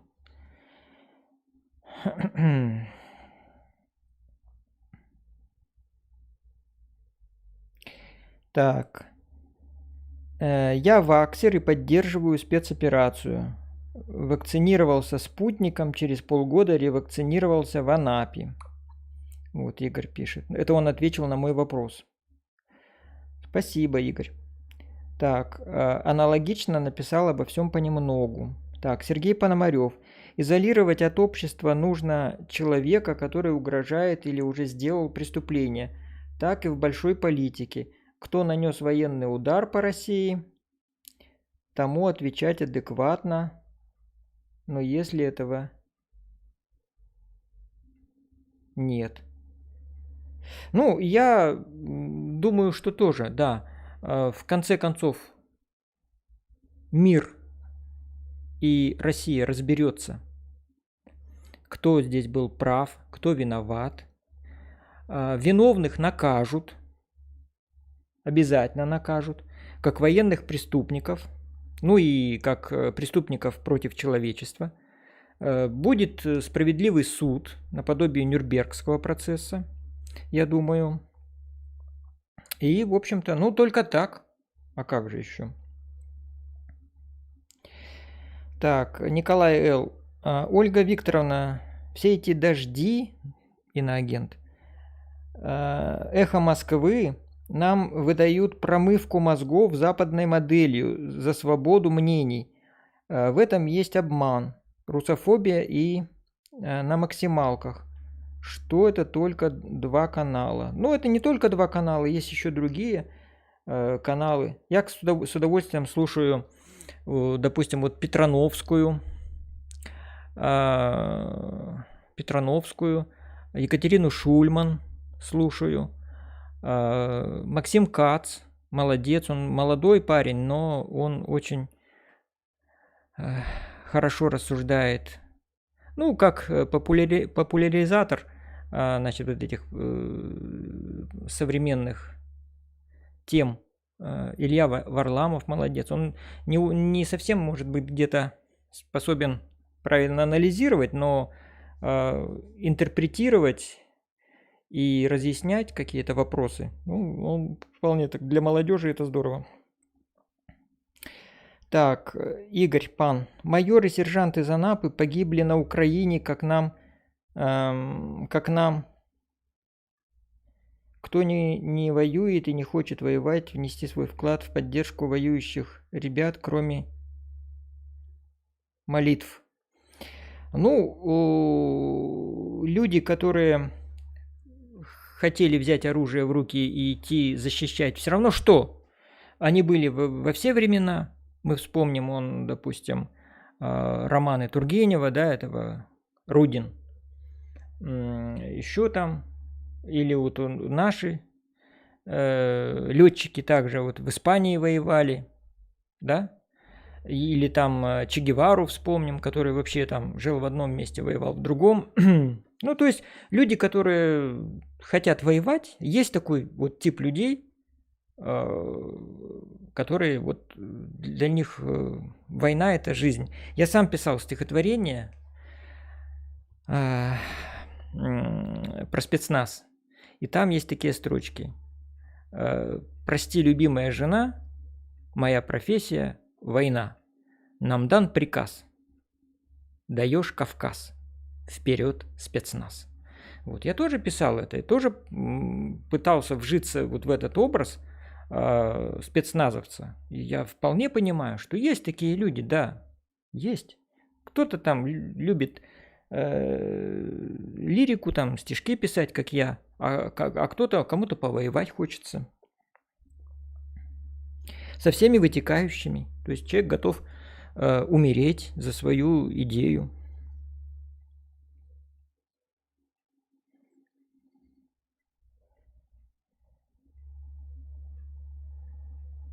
Блин, опять все съехало. Как палец отрываю от этой полоски, так все сразу куда-то пропадает. Так.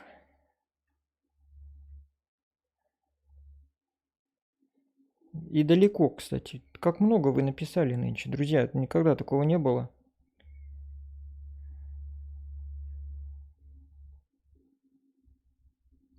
Ужас. Ну, я просто нескончаемая полоса.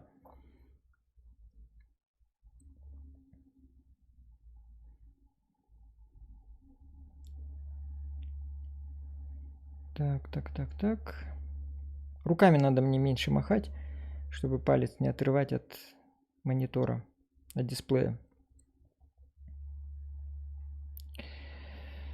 Так, Николай, колбасные люди, которые мечтают о благе основном для себя, это и есть кривое мировоззрение. Ну, я не думаю, что колбасные люди. А почему мы должны постоянно жить в каком-то дерьмище? Вот. Мы поэтому и смотрим, вот урбанисты, да, как устроены города. То есть люди уже решили все свои проблемы и они теперь заботятся не только вот внутри жилищ, да. У нас тоже сначала и дома-то ни хрена не было хорошего, вот, в советское время. Вот. И человек комфортно себя чувствовал только дома. Он мог себе там как-то обустроить. И когда он выходил из подъезда, он попадал совсем в другую действительность. Если дома у него там было, да, что-то там, кресла какие-то там, хрусталь, телевизор, там еще какие-то удобства, ванна, вот. Он себя чувствовал там комфортно, защищенно. Он себя чувствовал там человеком с большой буквы.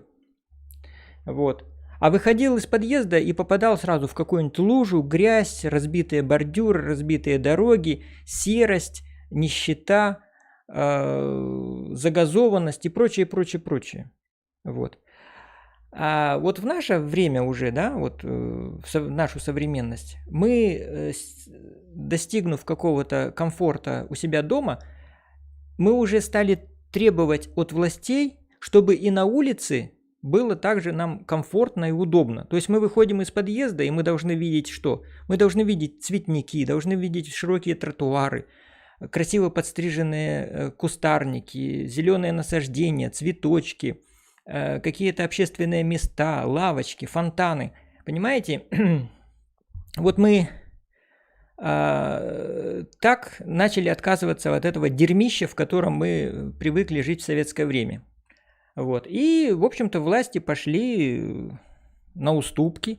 В их, значит, риторике появились такие понятия, как комфортная городская среда, благоустройство, там, двор, туда-сюда, дороги уютные, хорошие, тротуары, парки, скверы, стадионы и прочее, прочее, прочее. Понимаете? То есть жизнь, она выплеснулась из квартир на улицы. Вот. Сейчас пошел откат. Ну, я думаю, пойдет откат, потому что какой там комфорт, когда страна будет загибаться от экономической блокады и вообще от всего, что на нее сейчас свалится. Понимаете?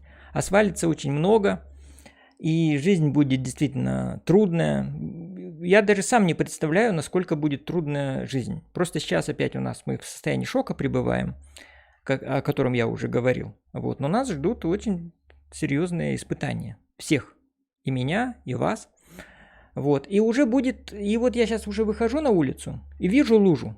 Да и хрен с ней, с этой лужей. Сейчас проблемы наступают гораздо сложнее, чем эти лужи. То есть мы уже откатываемся назад. Мы опять возвращаемся в дерьмище.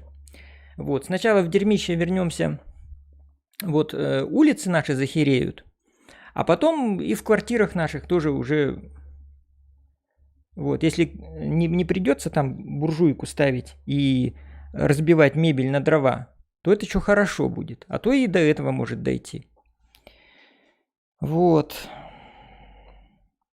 А колбасные люди, при чем здесь колбасные люди? Вы считаете, что комфорт, к которому люди стремятся, это плохо, что ли? Ну, как-то тоже вот я вас не пойму, друзья мои. По-моему, комфорт – это вполне такая нормальная потребность любого человека. Опять я сбил все.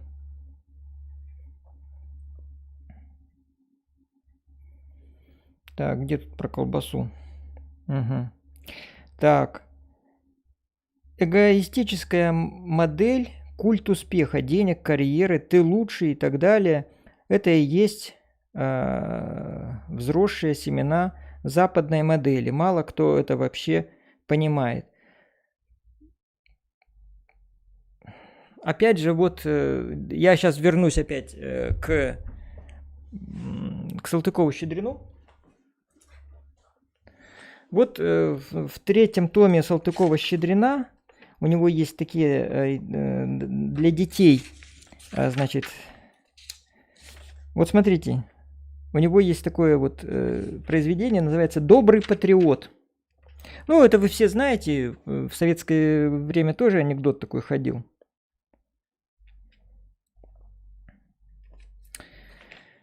Ну, не буду все читать. И тут про такого крота, который живет, значит, постоянно в сырости, в темноте. И вот крот, малышка, говорит своей маме: да, мне маменька здесь скучно, отвечал неопытный маленький кротик. Ну отчего тебе, глупенький, скучно? Да тут у нас, маменька, и сыро, и тесно, и темно, а там наверху аленькие цветочки цветут, пестренькие птички поют, ветерочки теплые дуют, и светит ясное солнышко. «Ах, глупенький, молвила старенькая слепенькая кротиха, покачивая головой. Да знаешь ли ты, что эту сырую и темную нору ты должен любить больше всего на свете?» «Да почему же, маменька?» «А потому что это твое отечество». Друзья мои, Салтыков-Щедрин, 64-я страница, 3-й том сочинений.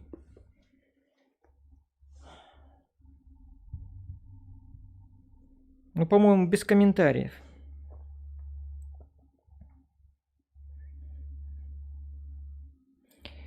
Так, дальше. Много очень вопросов.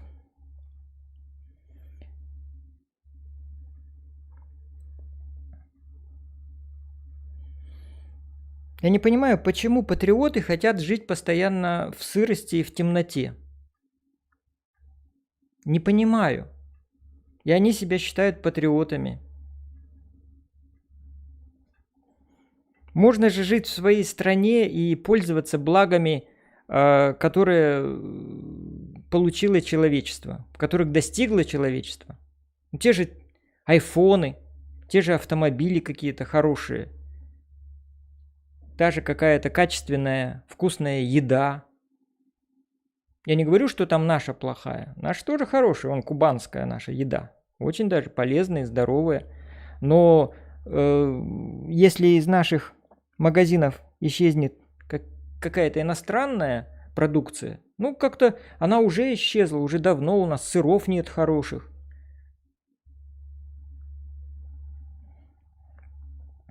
Почему это считается патриотизмом? Я считаю, что это глупость. Привет из города государственного преступника. Так, что важнее, личное или общественное? Этот вопрос ключевой. Я считаю, что важнее личное. И в принципе вот наши права человека, да, мы же с 96-го года шли по этому пути. Когда Россия вступила в Совет Европы, и вот я-то работал в пенитенциарной системе, и я все это на себе очень хорошо прочувствовал, вернее не на себе, а на том отношении к нашим заключенным. У нас ужасные были условия содержания заключенных, и реформа началась как раз с тюрьмы у нас. Вот. Провозгласили, что в тюрьме должно быть меньше тюрьмы, что должны быть комфортные условия содержания. Да, комфортные, почему нет? Появилась видеосвязь, появились нормативы, значит, жилой площади на одного осужденного, появились нормативы питания и медицинского обслуживания, образования. То есть порою вот я работал, и наши санитарно-медицинские части в исправительных учреждениях обладали лучшим оборудованием, чем в районной поликлинике. Понимаете? Это, конечно, тоже был перекос, но с чего-то надо начинать. Вот. И если там где-то в детском саду мяса недостаточно было там, и никто ничего, родители не пожалуются, то попробуй как кусочек мяса 100 грамм в сутки не положи осужденному. Он сразу напишет жалобу в прокуратуру, и всех накажут, кто за это отвечает. Вот как было.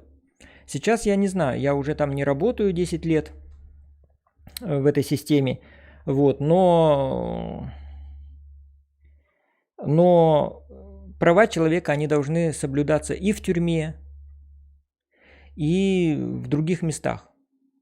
где люди работают, живут, понимаете?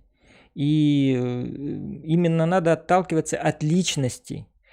Коллективизм – это большевистская придумка, вот, чтобы всех одинаково одеть и всем дать по куску хлеба, и чтобы все радовались, и все пели, значит, песни какие-то одинаковые, желательно восхваляющие нашу партию и правительство.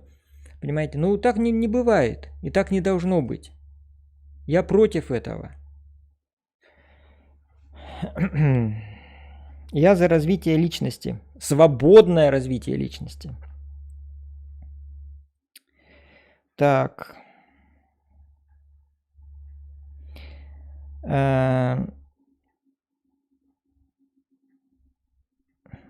Черта пролегла после навязанной уколизации. Ну да, ну это тоже, да, мы все это знаем, и мы это уже обсуждали. Так, Сергей Пономарев. Я за мир во всем мире, за развитие своей страны, экономически, за пенсии, чтобы пенсионеру не только хватало на лекарства и лечение, но и мог отдыхать и ездить хотя бы по нашей России. Я тоже за это. С меня всегда лайк, спасибо. Деньги не главное, главное права любого человека, Пономарев пишет. Будет обеспечено право, будет и материальное благополучие. Согласен. Я бы тоже не признал советскую власть, пишет Алексей Скворцов. Молодец. Ольга Викторовна, согласна, что для многих россиян деньги не главное, в отличие от англоязычного населения. Знаю по опыту общения. А по поводу вакцинации, Николай Л. пишет, не обратили внимания, что резко пандемия закончилась, QR-коды отменили везде, и беженцы не умирают штабелями на границе, и даже ПЦР не делают. Ну, все это, конечно, это надо еще все осмыслить. Вот эта вот спецоперация на Украине и прекращение вот этой вот укализации, как пишут, как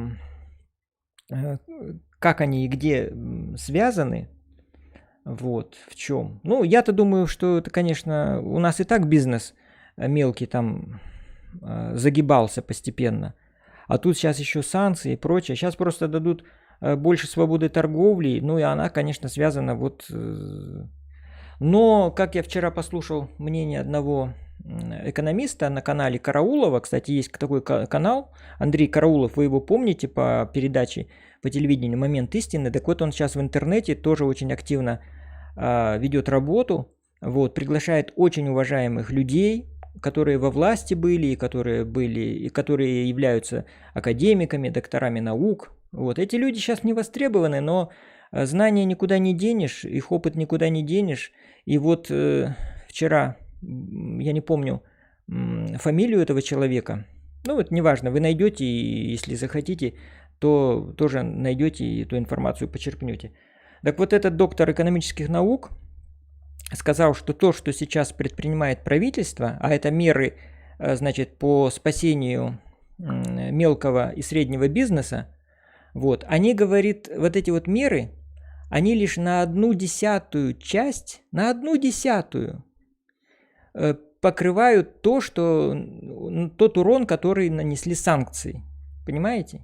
То есть это все равно, что корабль получил огромную пробоину, вот, а тебе дали маленький там какой-то, значит, пластырь, и сказали эту пробоину заткнуть. Ну, конечно, ее не заткнешь. И корабль как шел ко дну, так он и будет идти ко дну. Вот. Он говорит, а уж о крупном бизнесе даже никто ничего и не говорит. Вот. И то, что сейчас вот это вот совещание при Путине прошло, и каждый там министр говорил, какие меры принимаются для нормализации ситуации, эти меры, они как мертвому припарка, как мертвому припарка. Это делается для того, чтобы вы посмотрели и сказали, о, правительство наше за нас думает, и нам опасаться нечего.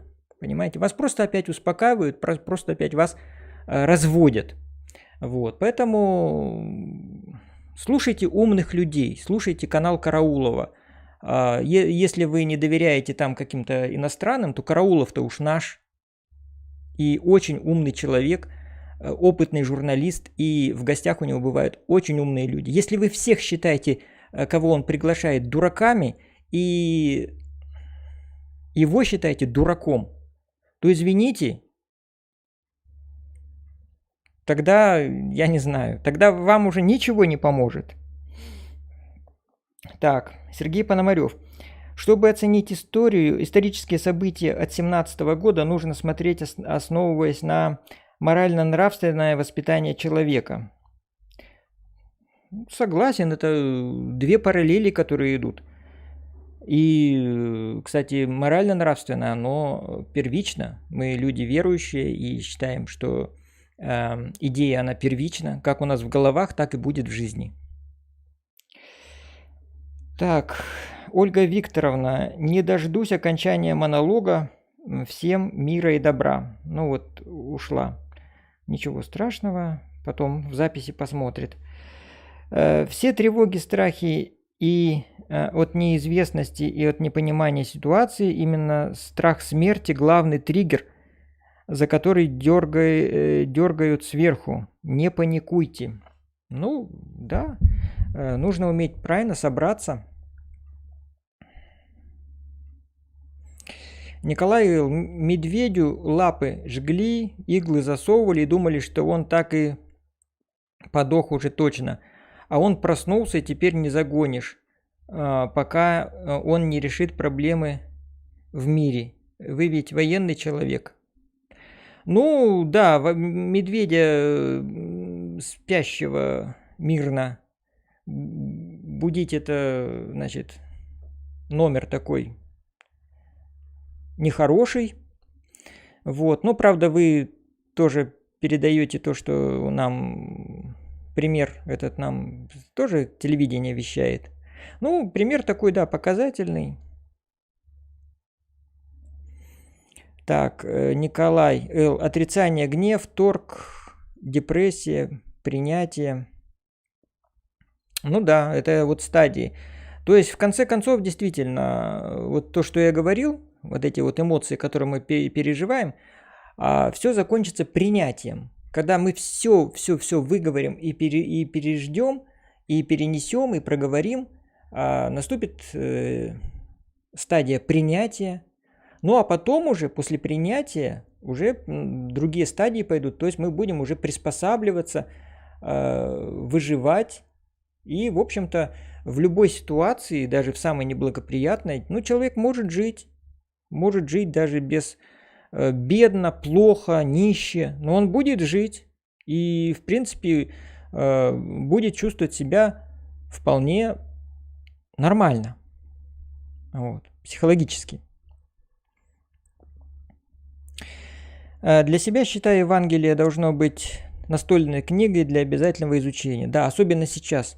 Вот, друзья мои, ну, кто никогда не читал, пожалуйста, найдите эту книгу в интернете или купите. Я лично люблю бумажные книги читать. Вот я Салтыкова-Щедрина читаю с удовольствием. И читайте Евангелие. Сергей Пономарев. Как, в принципе, у многих влиятельных людей мира сего. Так, да, потерял предсказуемости, а точнее для многих стабильности, это страх. Ведь дальше неизвестность, и это пугает. Но когда поглубже подумаешь, окажется, что прежняя стабильность была лишь иллюзией. Так.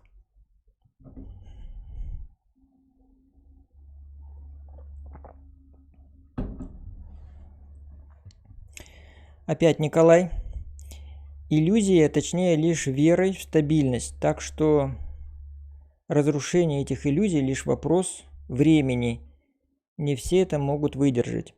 Так, Скворцов, не дай бог меня на войну. Facebook вроде заблокировали. Ну, может быть. Не, я сегодня, по-моему, Facebook еще смотрел. Вы как военные слышали термин принуждение к миру? Добро должно быть с кулаками. Вопрос. Добро должно быть с кулаками?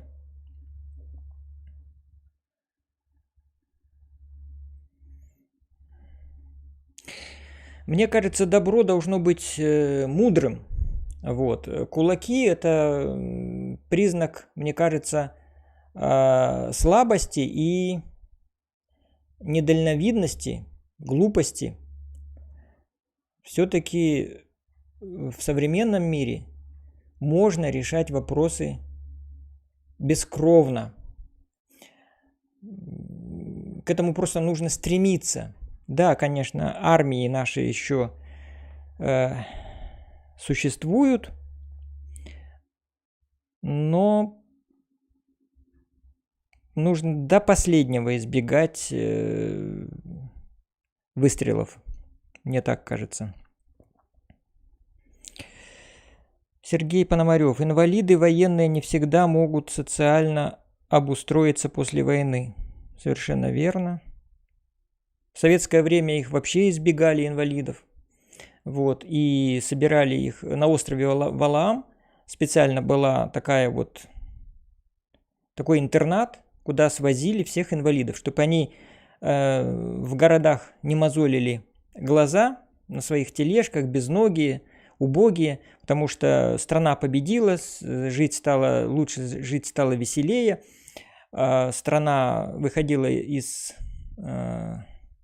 кризиса, страна развивалась, и вот такие люди на улицах, они просто, были нежелательны, как считало наше руководство, вот, и отправляло их умирать на остров Валаам, где они содержались, в нормальных, конечно, условиях, насколько это могла им предоставить советская власть. На самом деле, конечно, это было все убого, это было страшно, и главное, люди там были брошены, и они были... Самая страшная трагедия этих людей была в том, что их посчитали людьми второго сорта и просто там спрятали от глаз. Вот это вот самое страшное.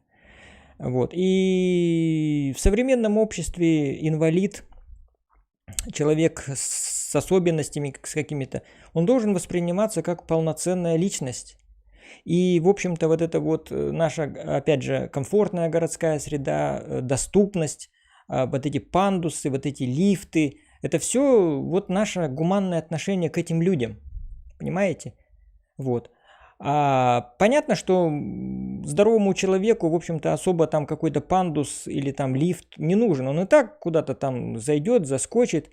Вот. А эти инвалиды, как считали вот раньше наши руководители московские, они только мешаются. И их вот надо всех отправить куда-то далеко-далеко на остров, и чтобы они там тихонечко заканчивали свою жизнь. Как вы считаете, вот эта вот позиция, она гуманная или антигуманная, или бесчеловечная?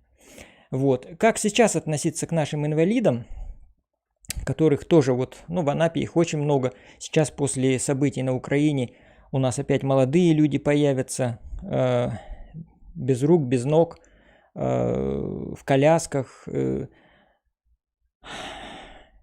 Если раньше, мы видели этих людей, и как-то мир уже достиг тех высот, что и появились какие-то такие протезы, которые заменяли конечности, и вполне ими можно было и сходить. Это было, конечно, очень дорого. Почему я говорю было? Потому что сейчас это будет еще дороже. Если кто-то копил на какую-то коляску там с электромотором, если кто-то копил на какой-то там протез суперсовременный, сейчас люди, у них отобрали эту мечту. Потому что, кто отобрал? Вот опять. И их опять это коснулось. Вот что страшно. То есть мы каким-то образом все шли вот в хвосте цивилизованного мира. Вот. Где-то пользовались этими благами, которые нам этот мир давал. А теперь этот мир просто взял и нас вот так вот под жопу пинанул, как собаку вшивую. Понимаете? Вот что страшно. И многие люди теперь не смогут просто себе протез нормальный поставить, лекарства купить. Понимаете?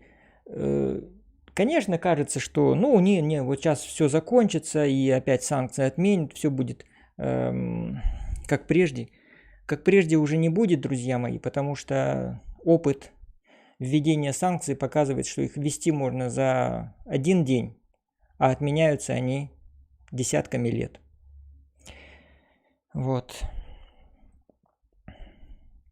Николай, быстро это если по американскому способу, ковровыми бомбардировками, а если с минимумом жертв, это, то быстро это сказки. Ну, во-первых, что значит ковровые бомбардировки? Понятно, ковровые бомбардировки, но были ли они? Мы ведь, опять же, доверяли чему? Мы что там были в этих вот местах, где эти американцы проводили свои спецоперации? Нам показывали, а мы верили. Вот. Мы сейчас знаем цену вот этой информации, которую нам показывает официальная пропаганда. Вот.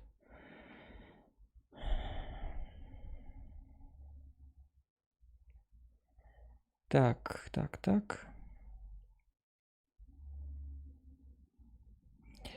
Сергей Пономарев.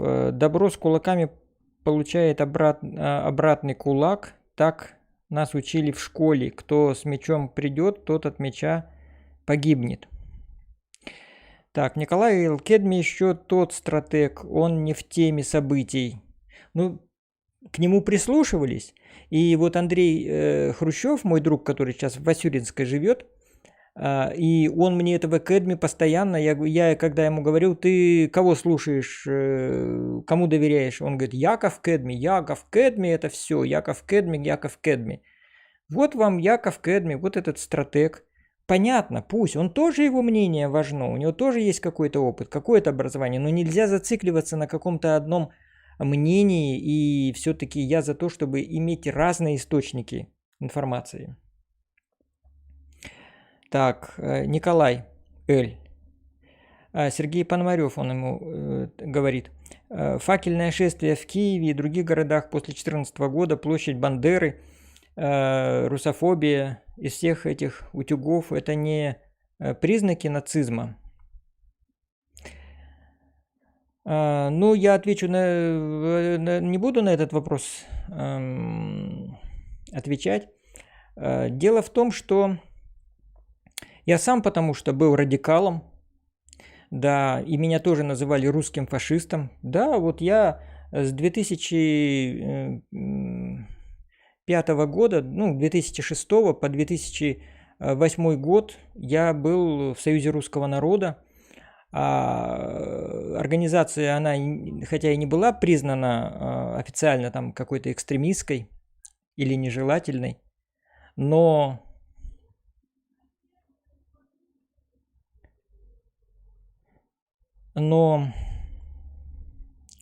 нас называли русскими фашистами. Я ходил под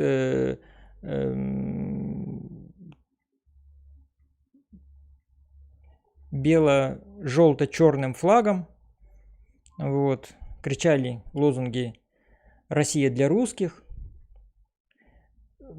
И понятно, нас назвали русскими фашистами, но мы все, свою вот эту вот идеологию мы интерпретировали совершенно по-другому. И даже вот этот лозунг «Россия для русских» мы тоже находили ему объяснение.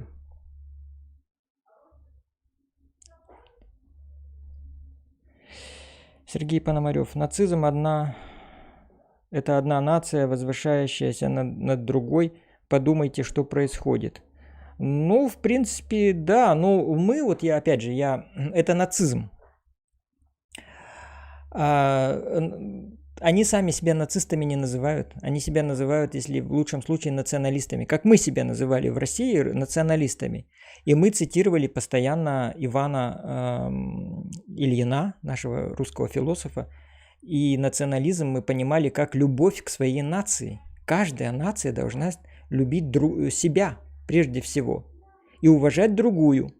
И всякая нация должна любить себя. Вот мы так это интерпретировали. Может быть, на Украине они тоже имели в виду то же самое. Война идет между Россией и Украиной. Посмотрите повыше и помасштабнее. Пишет Николай Эль. Так, я ничего не буду доказывать. Мое мнение, смерть одного человека не стоит войны. Я только за мир и решать мирным путем. Так, ну понятно. Так. Вы, видимо, не слышали один из главных пунктов. Лавров озвучил возвращение НАТО к границам 1997 года. Нет, я этого не слушал. Слушайте, а с каких, вот я считаю, щей мы должны кому-то указывать, куда, в какие границы возвращаться? И чё вы тут стоите с красной лампочкой? И что это здесь делается? Где? Вот вообще. Ну, прямая трансляция, Наташа. Сейчас я закончу. Так а что в потемках? Все это. А чтобы для антуражу? Твою мать. Вместо того, чтобы бардак разгрести, какой-то...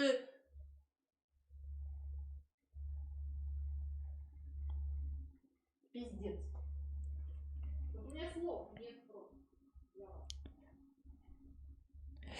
Так. Ну вот свою трансляцию и, как говорится, сегодня и ешьте.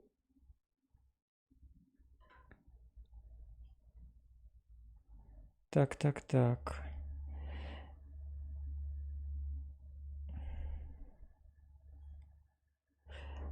Исход такой и будет, такого много будет уничтожено, остальных пересажают. Та-та-та-та-та.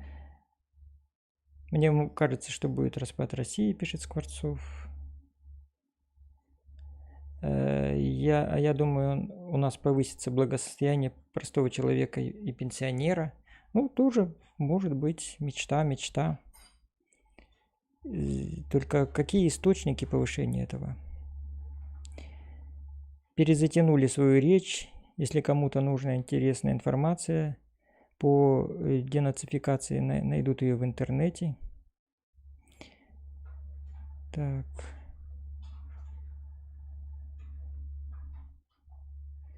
Не нужно никакого распада. Так, ну ладно, тут, видите, уже обстоятельства заставляют меня немножечко свернуть мою трансляцию. И действительно, она идет уже давно. Да, уже пора. Смешно по поводу посудомоечной машины. Причем здесь урбанизация? Мы преодолеем все санкции и выживем.